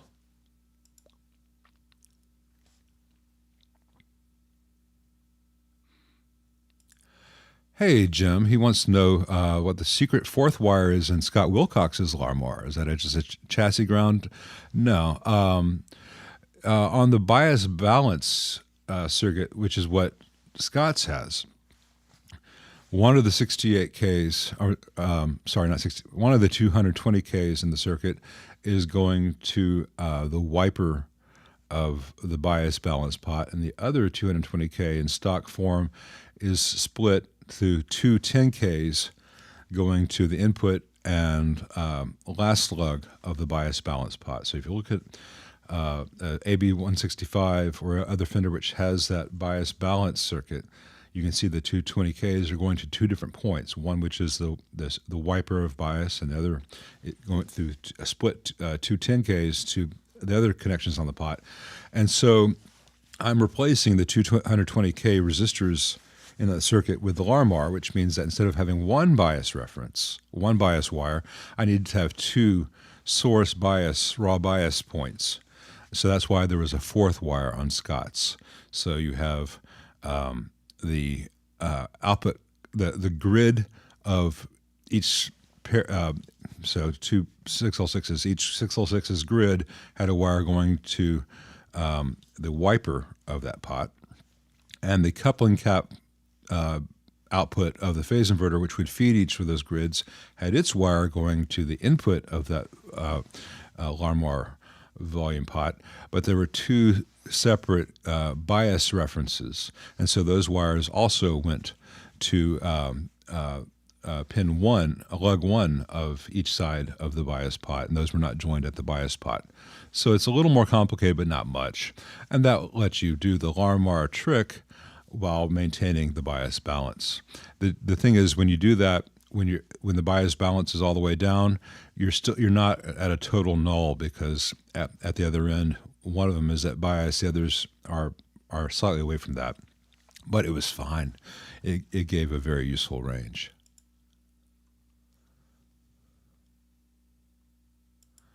Hey, Sam Friedman. I don't think that I recommended those techs in Seattle. I think Brad did, because Brad is able to look up our mutual. We have access to the same database of good techs across. It's actually a map of good techs. So if Brad recommended those guys, they are the guys to go to. Checking date codes. Number one, look at the date codes on the transformers, and then after that, the date codes on the pots. And if you have a speaker cab, the date codes on the speakers if original, and then there'll be often be ink marks, inked date on the chassis. Sometimes that is, and sometimes that is not a date code. Sometimes it's a production code, and sometimes on the back of the rear panel will have a date code on that as well. Not all of them do that, but generally when I say, hey, here's a 66 or here's a 68 on the channel, I'm getting that primarily from the transformer date codes and the pot date codes, which means that it's at least that year. It may be the next year, because it could have been built in November of 68 and actually left, shipped off to a store for sale in February of 69. So is it a 68 or a 69? It doesn't really matter at that point.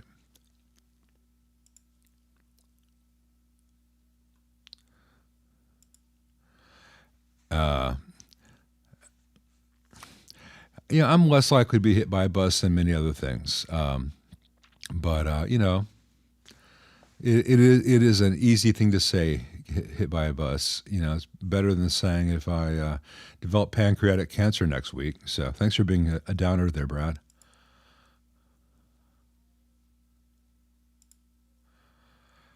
Well, thanks, Matt. That's too much pressure for me to live up to that. But, maybe maybe that's my aspiration, but I don't know if I can claim that. But thank you, Matt.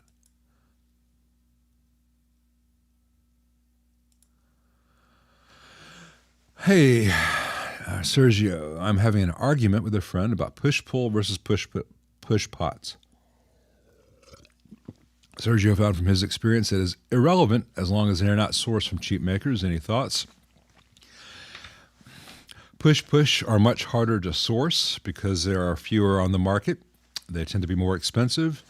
They don't tend to last as long, but from my perspective, in most guitars, push is functionally so much nicer that in a solid body guitar where you have access to the control panel from the rear through a plate, like a Les Paul or something, I would much rather have push pots that I needed to change every 3 years versus push-pull that I needed to change every 10 years, because it'd be 3 years of convenient, easy-to-use pots versus 10 years of things that are tough to grab and pull up. Spoiler for the channel, I had a PRS SE DGT in that I was going to review. It had some issues, and I spoke to the dealer in PRS, and that guitar is not representative of that line, and PRS is taking that guitar back. I'm getting another one to review for the channel for you guys. And it's not going to be, I'm not pulling punches, but this was not just like one or two minor things. This was not something that this is something that got out of QC that should not have, that they're standing behind by replacing it. So I'm going to get something more representative of the average guitars you would find. But one of the problems I had with that is that push-pull pot is really hard to use on that thing. That knob is just impossible to grab easily while playing, and when you do grab it, it's got a lot of resistance. So if that were my guitar, the first thing I would do is I'd put a push in for that very reason. I'd rather have something that can go done than mid performance, especially when actually playing, which is not something that you see me do very often. But I used to, when actually playing guitar, every little second counts. Every little obstacle between you and creativity counts. And if you're like, God damn that thing every time, there's no joy in Mudville. I'm not reading your comment, Todd Richmond, that's bus related, because I don't want to put that goddamn song in people's heads.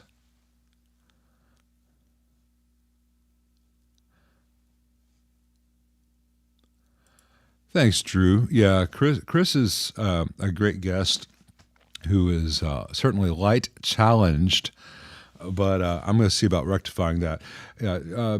There are the people on YouTube, in the YouTube guitar world that everyone knows and clamors after, and Chris is just one of those guys who's way too busy to pay attention to that. It's a weird world we have where YouTube celebrity sometimes correlates with actual talent and accomplishment. For instance, Tim Lurch, phenomenal. Tim, what is that guy's name? Such a sweet guy in LA. Session guy, Tim. He's going to kill me if he ever sees this. Those are the real deal guys who happen to be on YouTube as well. And then there's some guys on YouTube who are more famous for being on YouTube than for doing anything else. Chris is the obverse of that. He is the guy too busy to think about YouTube. I'm glad that we're able to sneak him in here.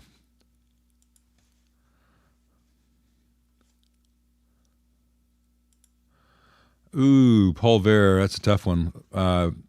Fender 57 Custom versus Lazy J 20. Well, almost anything versus Lazy J anything. Lazy J is one of the worst amps I've ever encountered in my life. It predates the YouTube channel, but you can see some doozy of a real doozy of a Lazy J on the Facebook page I've got. It might be on here. I'm not sure if the Lazy J stuff is on YouTube. I know it's on the Facebook. I don't think the Fender 57 Custom is that great, but it's better than the Lazy J anything. But for that price range, look at Allen, look at Victoria. So many better versions of a Fender Tweed than either Fender or Lazy J makes. Tim Pierce, duh. Just there, Tim Pierce. Tim Pierce is the real deal, and he's on YouTube, so I'm certainly not criticizing him. Hey, Paul Jensen. C12Q is pretty good. It's a little bit bright. It's the C12K that's in so many deluxe reverb reissues and twin reverb reissues that's just ruins what the amp itself is trying to do. There's so many better sounding speakers out there.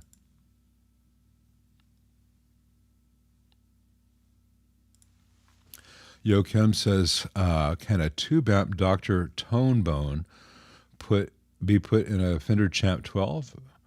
A Champ 12 is just one 6L6 as a power tube. I don't know what a tube amp Dr. Tone Bone is. Is that a speaker? Is that an attenuator? I don't know what that is. I'm sorry.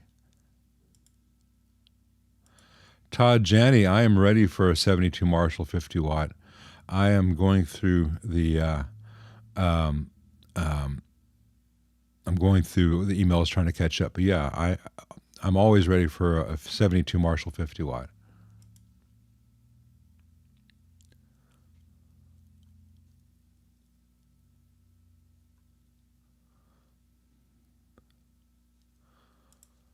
Wah, wah. Thanks, Jim Cox.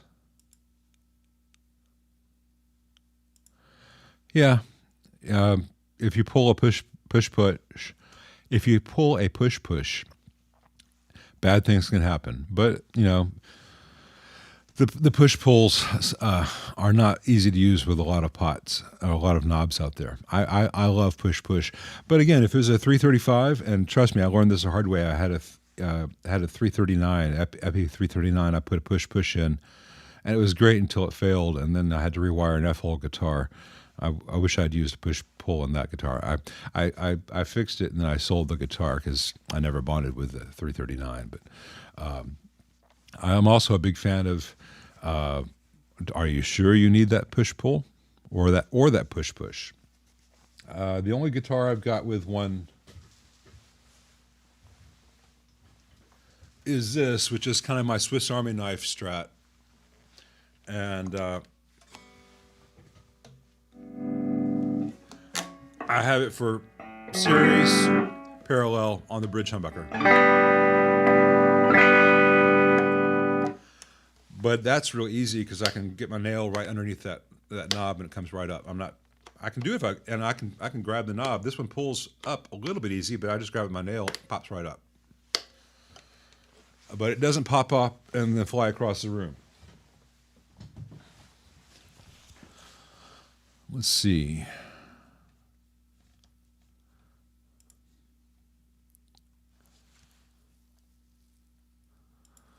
Hey, Matt Fields. Yeah, I'm waiting to get the next SE DGT in for review before I form a full opinion of that model. It really is neck and neck on the market between that and that Yamaha RevStar. The fit and finish on the RevStar was infinitely better than the fit and finish on that particular SE. I'm hoping that others are better. The SE had a better neck profile for my hands. Hal Hawkins, who was here the other day, played both guitars, preferred the neck profile on the Yamaha. It's more like a 90s Fender C, because it's kind of like that not Ibanez, but kind of a thinner C. And the SE DGT is kind of in between a soft V Strat and my SG. Or in between my SG and my 335, so not as thick as I was hoping. Based on people saying how thick the neck is on the SE GT, I was really hopeful that it'd be big, but it's not. But it's very comfortable. I thought that the pickups in both were quite good. I thought the Yamaha stock wiring obviously left some to be desired, but could be fixed, as I showed. I think the Yamaha, at least the one with the P90 in the bridge, I think that P90 would sound better if it removed about a quarter inch or half inch closer to the bridge itself. But that's all subjective. But yeah, for under $1,000, both, I think a good example of either would be hard to beat, especially as crazy as the used market is now. Yeah, Tim Pierce is fun to watch because he does have fun playing, and that's the same thing where Chris Nix was talking about how when he talks about music he uses words like joy, and it's nice, and Chris is a cynical fuck like I am about 90% of things in the world. When it comes to music and art, though, he's an old softy, and we'll talk about joy and how moving something is, and I think that's great when someone is as honest and unapologetic about things that are good in life as Chris is. And Tim seems to be along the same lines. And Tim, if you ever do see this, I do know your name. I don't know why it was just gone. I guess because I'd gone from Tim Lurch to Tim, and then I was just Timmy. I have an inkling I know what you will find in that J20 Lazy J.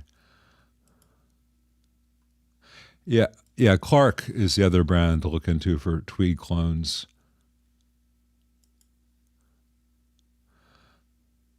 Yeah, Dave L says, yeah, Tim Pierce. I don't think a lot of people fully grasp the level that someone like that is at with their playing. Pretty much untouchable. Chris Nix is like that too, but I don't think that the sound today really got that across. Tim Pierce is set up so that what you hear in his videos is produced, and I think the audio on Chris Nix's today wasn't quite wasn't showing you what his stuff really sounds like. But when he gets his album released, I'm serious. We'll do an album release thing on here where you can talk about it. You can hear it let the world get a sense of who he is, because he needs to have a YouTube presence. But yeah, my wife will hear me play and then hear the guys in here play, and she thinks I'm a good player. And you know, I'm when I actually practice, when I've been playing, if I rehearse for a week, I'm a pretty good player. But I try to explain to her the difference between me and a guy like Chris or a guy like Joe Restivo is that I can practice every minute of every day from now until I die and never get to where they're at. Whereas someone who's never played before could sit down and spend 5 years playing hard, you know, practicing, and get to where I'm at. And some of them would do it within 2 years because people have different aptitudes. But anyone can get to where I'm at if they want to. Getting from where I'm at, or the average good guitarist is at, to what Chris does, what Tim Pierce does. And some of it's, you know, fast twitch muscles versus slow twitch. Some of it's just brain wiring. But some guys just have talent and have put in the work to realize that talent.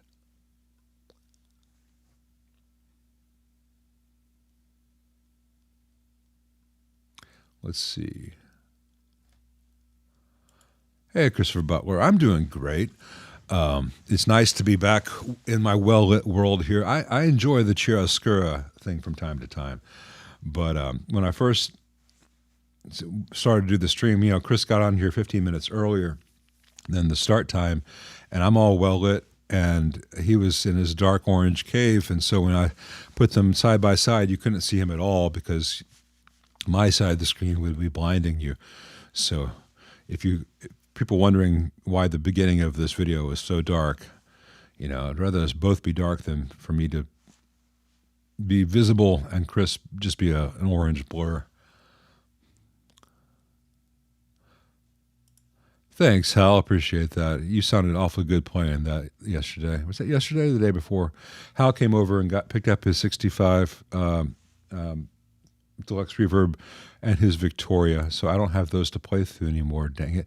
So I'm stuck playing through this 59 or 60 or 61, I'm not sure, Gibson GA18T. It came in, this belongs to Joe Restivo, and he said he's bringing this old Gibson for me to check out, and I was dreading finding, you know, rat's nests and exploded caps. And I opened it up and realized, oh, I worked on this amp like 5 years ago. Everything in it's perfect. It had some microphonic 6v6s. I put these old RCAs in that are here that aren't roadworthy, but they work. And so it's getting a new pair of 6v6s.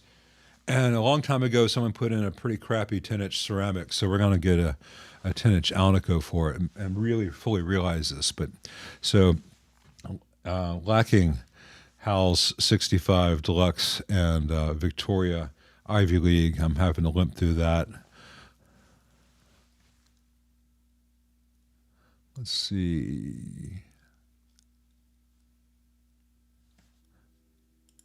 Thanks, Hal. I hope you're enjoying playing that. It's a fun amp.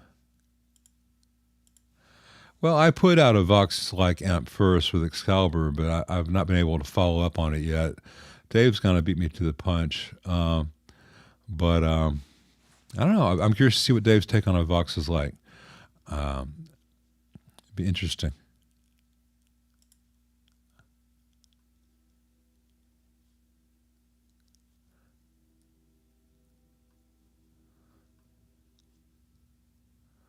Let's see.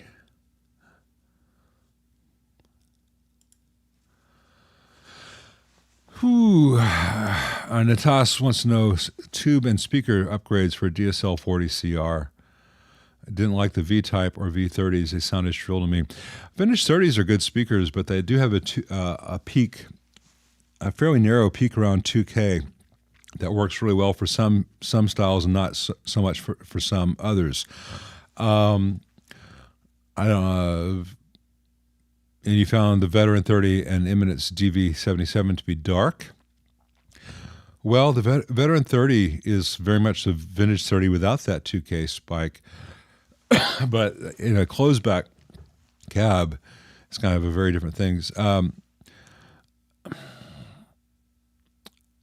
the CR a 1 or 2x12? I think it's 1. I would see if you can ask someone to I don't know what your options are, but I would try a Creamback 65. I would try a ET65 from Warehouse in the stock cabinet with the open back, or I would get depending on the styles you're going for, a 2x12 closed back with greenbacks. And if you don't like one of those or both of those, you may not like the amp itself. As far as tube upgrades, ones which work are fine. You get enough preamp distortion from the DSL-40CR that as long as it's a quiet, non-microphonic tube, you're going to be fine.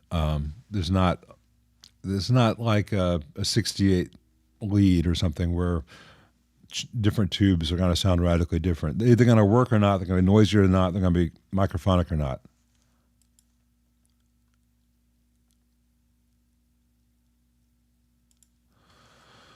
Christopher Butler, a friend of his gave him a 22 Sire T3, and he did a full setup.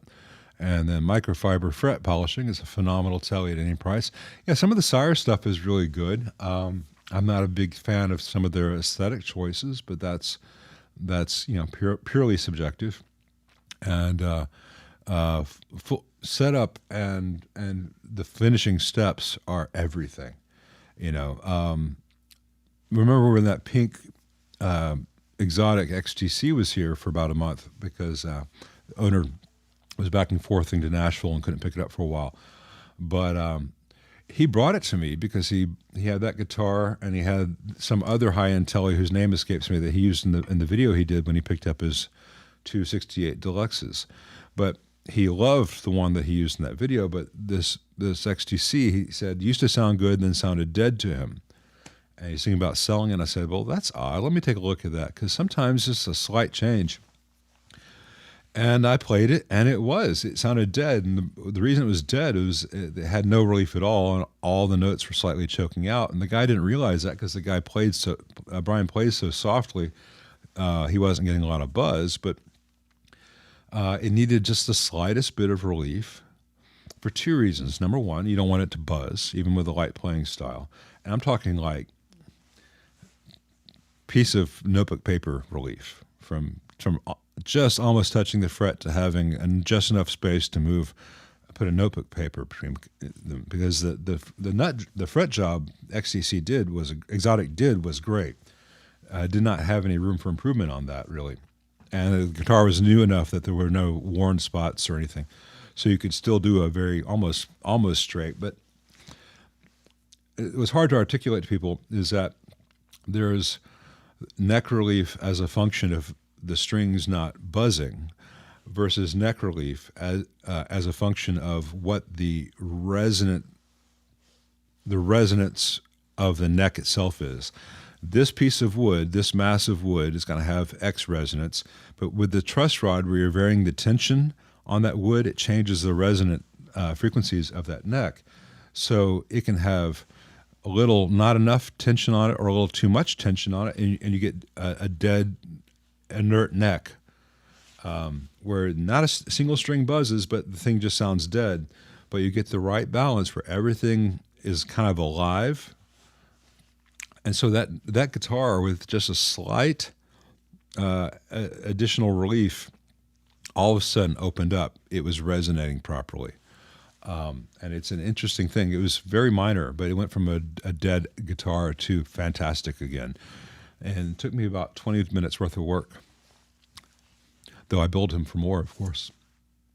I did a little bit more than just that. Little tricks with the radius wasn't set right on it either. I did that too.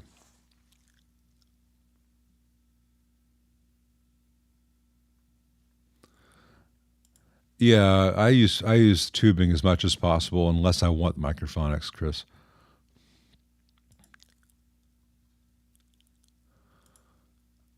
Yeah, I think we're going to go with the Weber 10A 100 or 125 O. I don't remember which model number, but basically the 10-inch version of the speaker we just put in Howell's Victoria, but one with a cone that gives a little bit earlier breakup, because this is kind of Joe's raunchy blues amp. See you, Sergio. Hope your pup's okay. Obrigado, man.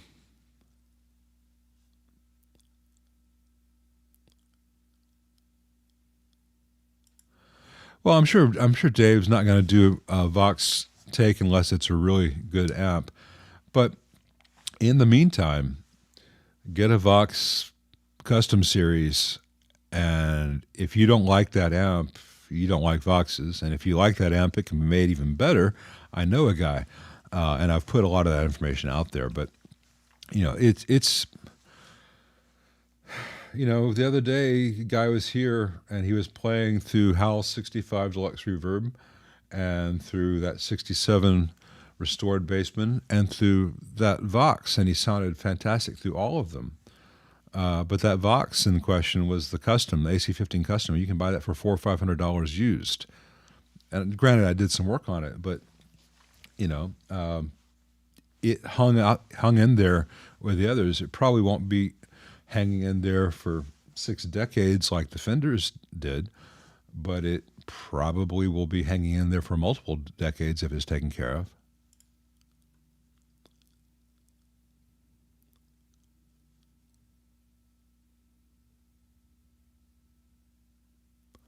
Let's see.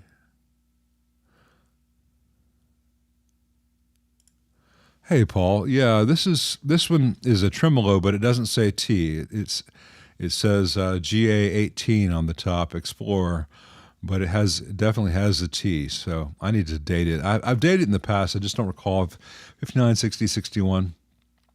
What is the brand name of the P90s in that Yamaha? We put in the Kinmans. It was the Sweet Neck and the I don't remember the name of the bridge one. It's in the video I put up the other day, the name of the bridge pickup. And for those of you who heard that video who thought that the neck pickup was too clean, which some guys did, the same pickup that's in the bridge on that can also be used in the neck. But Scott, the owner, chose the Sweet Neck, which is a little bit brighter, chimier maybe than a lot of P90s in the neck. I thought it was really good for if someone said, "Hey, what pickup would you use to play Blue Skies by the Allman Brothers?" Like that one. I thought it was really nice, but yeah, if for those who want a little more raunch, go with the other one, but whose name escapes me. Sorry, it's a lot to remember for these things.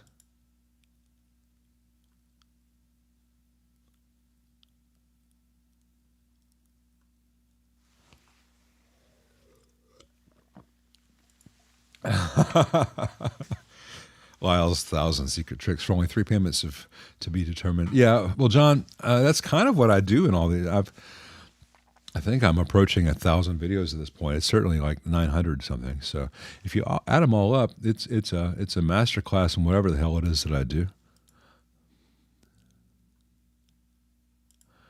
Oh, what mod could I do to increase low end and better control the bass levels on a 70s Fender Champ? JDS asks. He has a Warehouse G8C in it.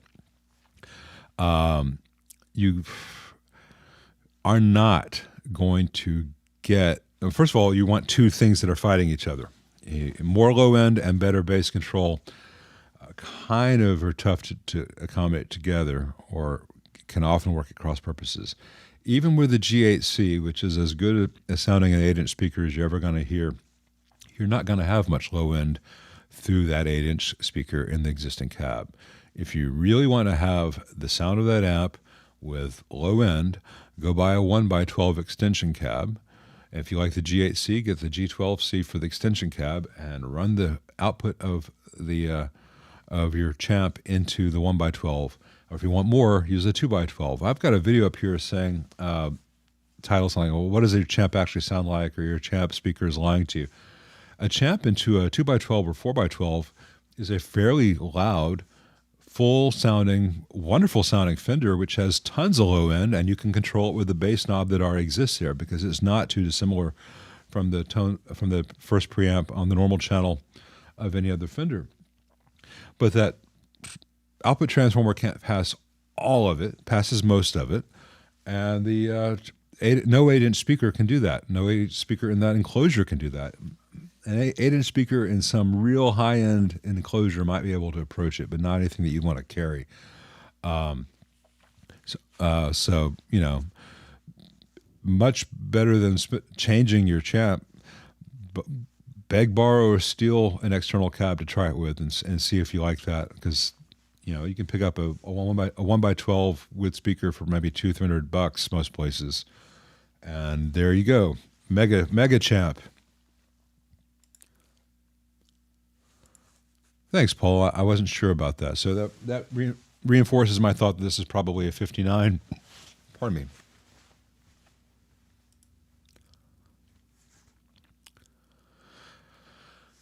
Yeah, I like as little relief as I can get away with. With some guitars, that's practically nothing.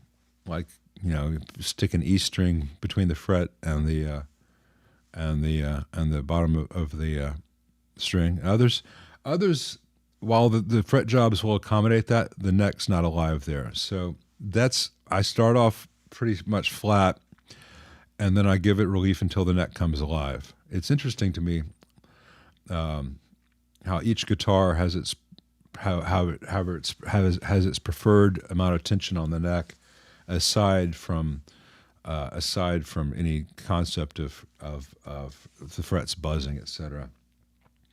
And to me, it's really interesting how I've got two Strats, one's in standard, one's in E flat. And even if I were to do the same, retune one guitar, playing an F sharp minor on the guitar tuned to standard, then playing the same F sharp minor on the same guitar tuned to E flat, they have a different sound and feel to them, even though the notes are the same. I might have. Actually, I'll spill the beans. I'm most likely going to have Ron Ellis on here on one of these technical difficulties in the spring. And that might be a question to ask Ron, because he's coming to this from a physics perspective. He might have some ideas about that. And I've got some other guys who have been building basses and guitars for a long time that are eventually going to be on here. But I'm curious to know why.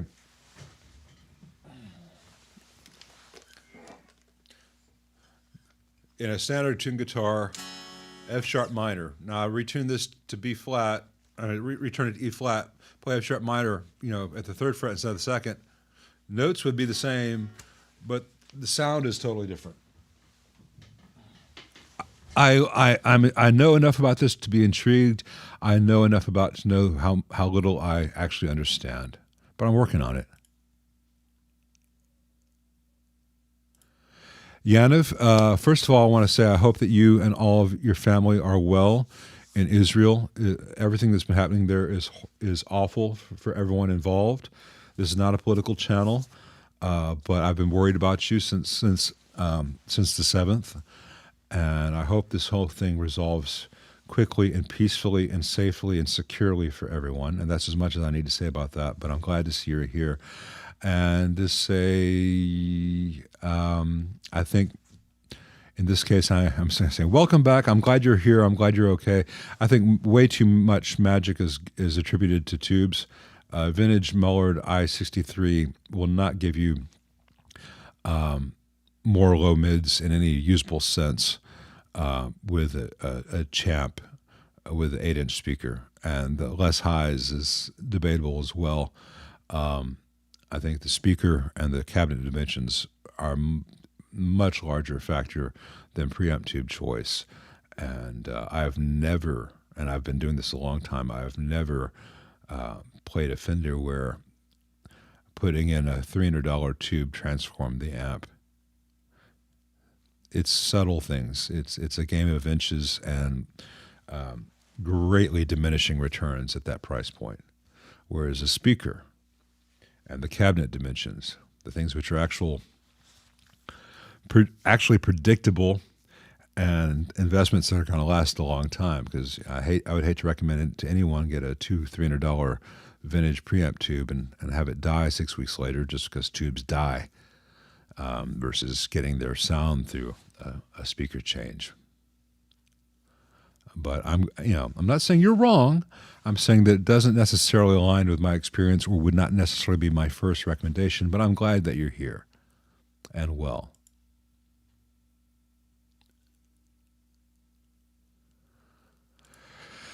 Chris Butler, I don't think if you change gauge on the same neck, I think you would have to then find a different alive relief point. And I have not done a scientific comparison of that because every time I try different string gauges, I usually end up back at 10 through 46. So on the 335, that guitar decided it likes 10 through 50 better. It likes having a little more oomph down there on the low strings. I've been debating trying nines again on this guitar and probably going down just to 2 springs with nines. Nines, I tend to overbend on, and I tend to play sharp on because I'm used to playing tens, and I'm a little bit heavy-handed. I probably would benefit as a player from backing off on all that stuff and maybe forcing myself to use nines. But I see the guys using nines and the guys using eights, and I don't think there's a tonal sacrifice between eights or nines and tens, but there's a tonality change, and some guys are gonna, and it may be like Beato has his video and Beato uses eights. Maybe Rick's guitars individually sound better with eights, and someone else has got a blue LP special with his name on it that might actually sound better with tens because the neck's got a slightly different. Could be a moisture level. It could be just the thickness, just the cells and the wood, that particular piece of mahogany. It's really easy to do blanket statements, but I know that my tone does not suffer for not playing 13s. My tone would not necessarily be better with any other gauge. It would just be slightly different. And most of the players who come over here are comfortable on 10 through 46. If they usually play nines, they can still play these. If they usually play 11s, they can still play these. Logan's got 11s with a lot of relief on his 335, and his 335 is practically a sister to mine. The serial numbers are very close to each other. He likes playing both. He just plays them differently, but he can adjust to mine. And Hal, who plays nines, can play my tens most of the time, except for yesterday when he was using that as an excuse. Anyway,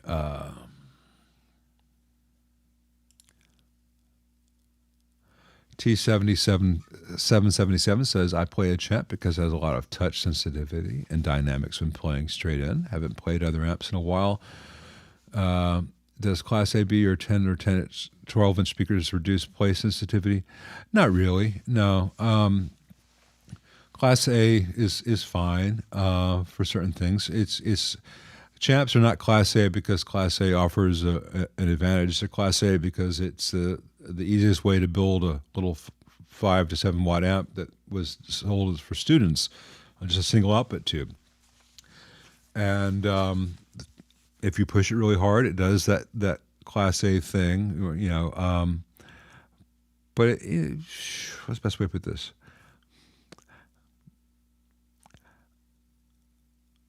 Sensitivity is caused by a lot of factors in amps. And guitarists only usually know what's happening in an amp from the outside. Oh, that has 1 output tube. This one has 2 output tubes. This one has a 10-inch speaker. This one has a 12-inch speaker. There could be a lot of other things happening inside the amp, but they attribute to what they can see from the outside. Oh, that one's got a rectifier tube. This one doesn't. Therefore, this one sounds different. And different is always better or worse in some way. And there's some correlation with what's really happening, but touch sensitivity is a function of voltage in the preamp, voltage in the output section, available current to the output section? Is the power transformer at near its max capability with the voltage present in the amp, or is the output transformer got headroom, so to speak? It could provide more current than is being asked of it in normal playing situations, in which case you dig in harder. There's not going to be as much compression there. The bias affects that. The tubes affect that. So there's more than operating class or the things that are externally available for that.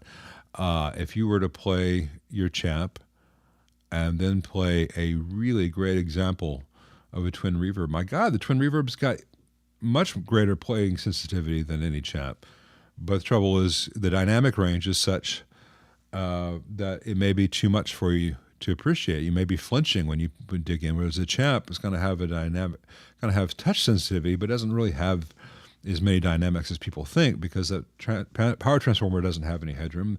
The Class A is not going to give you a clean transient. You're going to getting compression and overdrive pretty quickly. A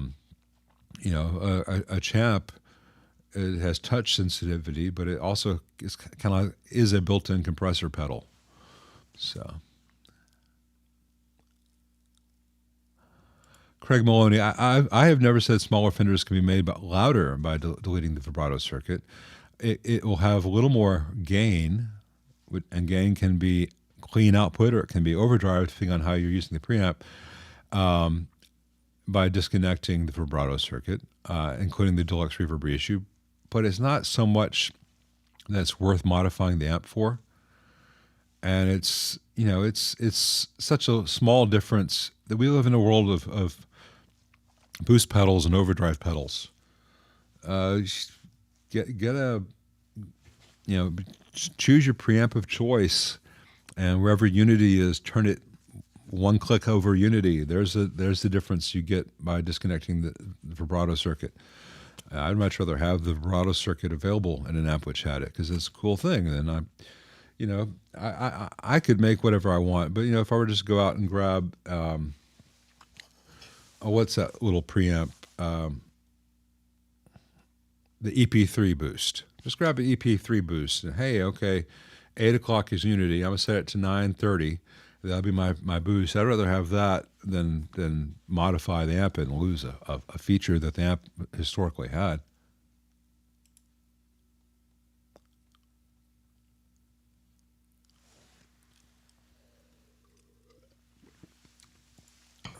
Oh yeah, Hal, because you've suffered so much playing these 10s. But I might try some 9s on this Swiss Army Strat. I don't see the point though of 9.5s for me though, Chris Butler, because I think I could probably just go to 9s and not mess with 9.5s. I'll have 10s on my other guitars.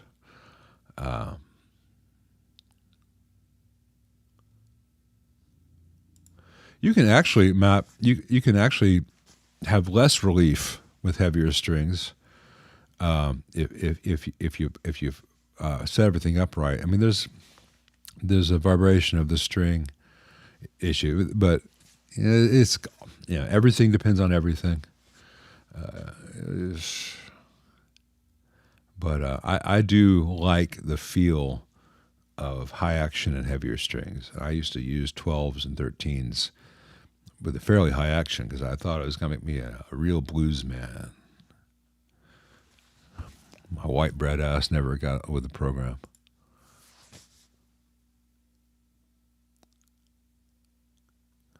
I think I'd break 8s if I looked at them too hard.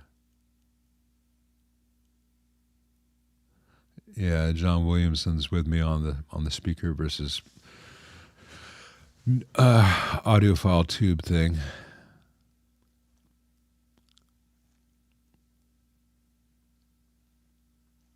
Let's see. Well, I'm glad you don't have any bad news there, Sergio, on your pet. What's your dog's name?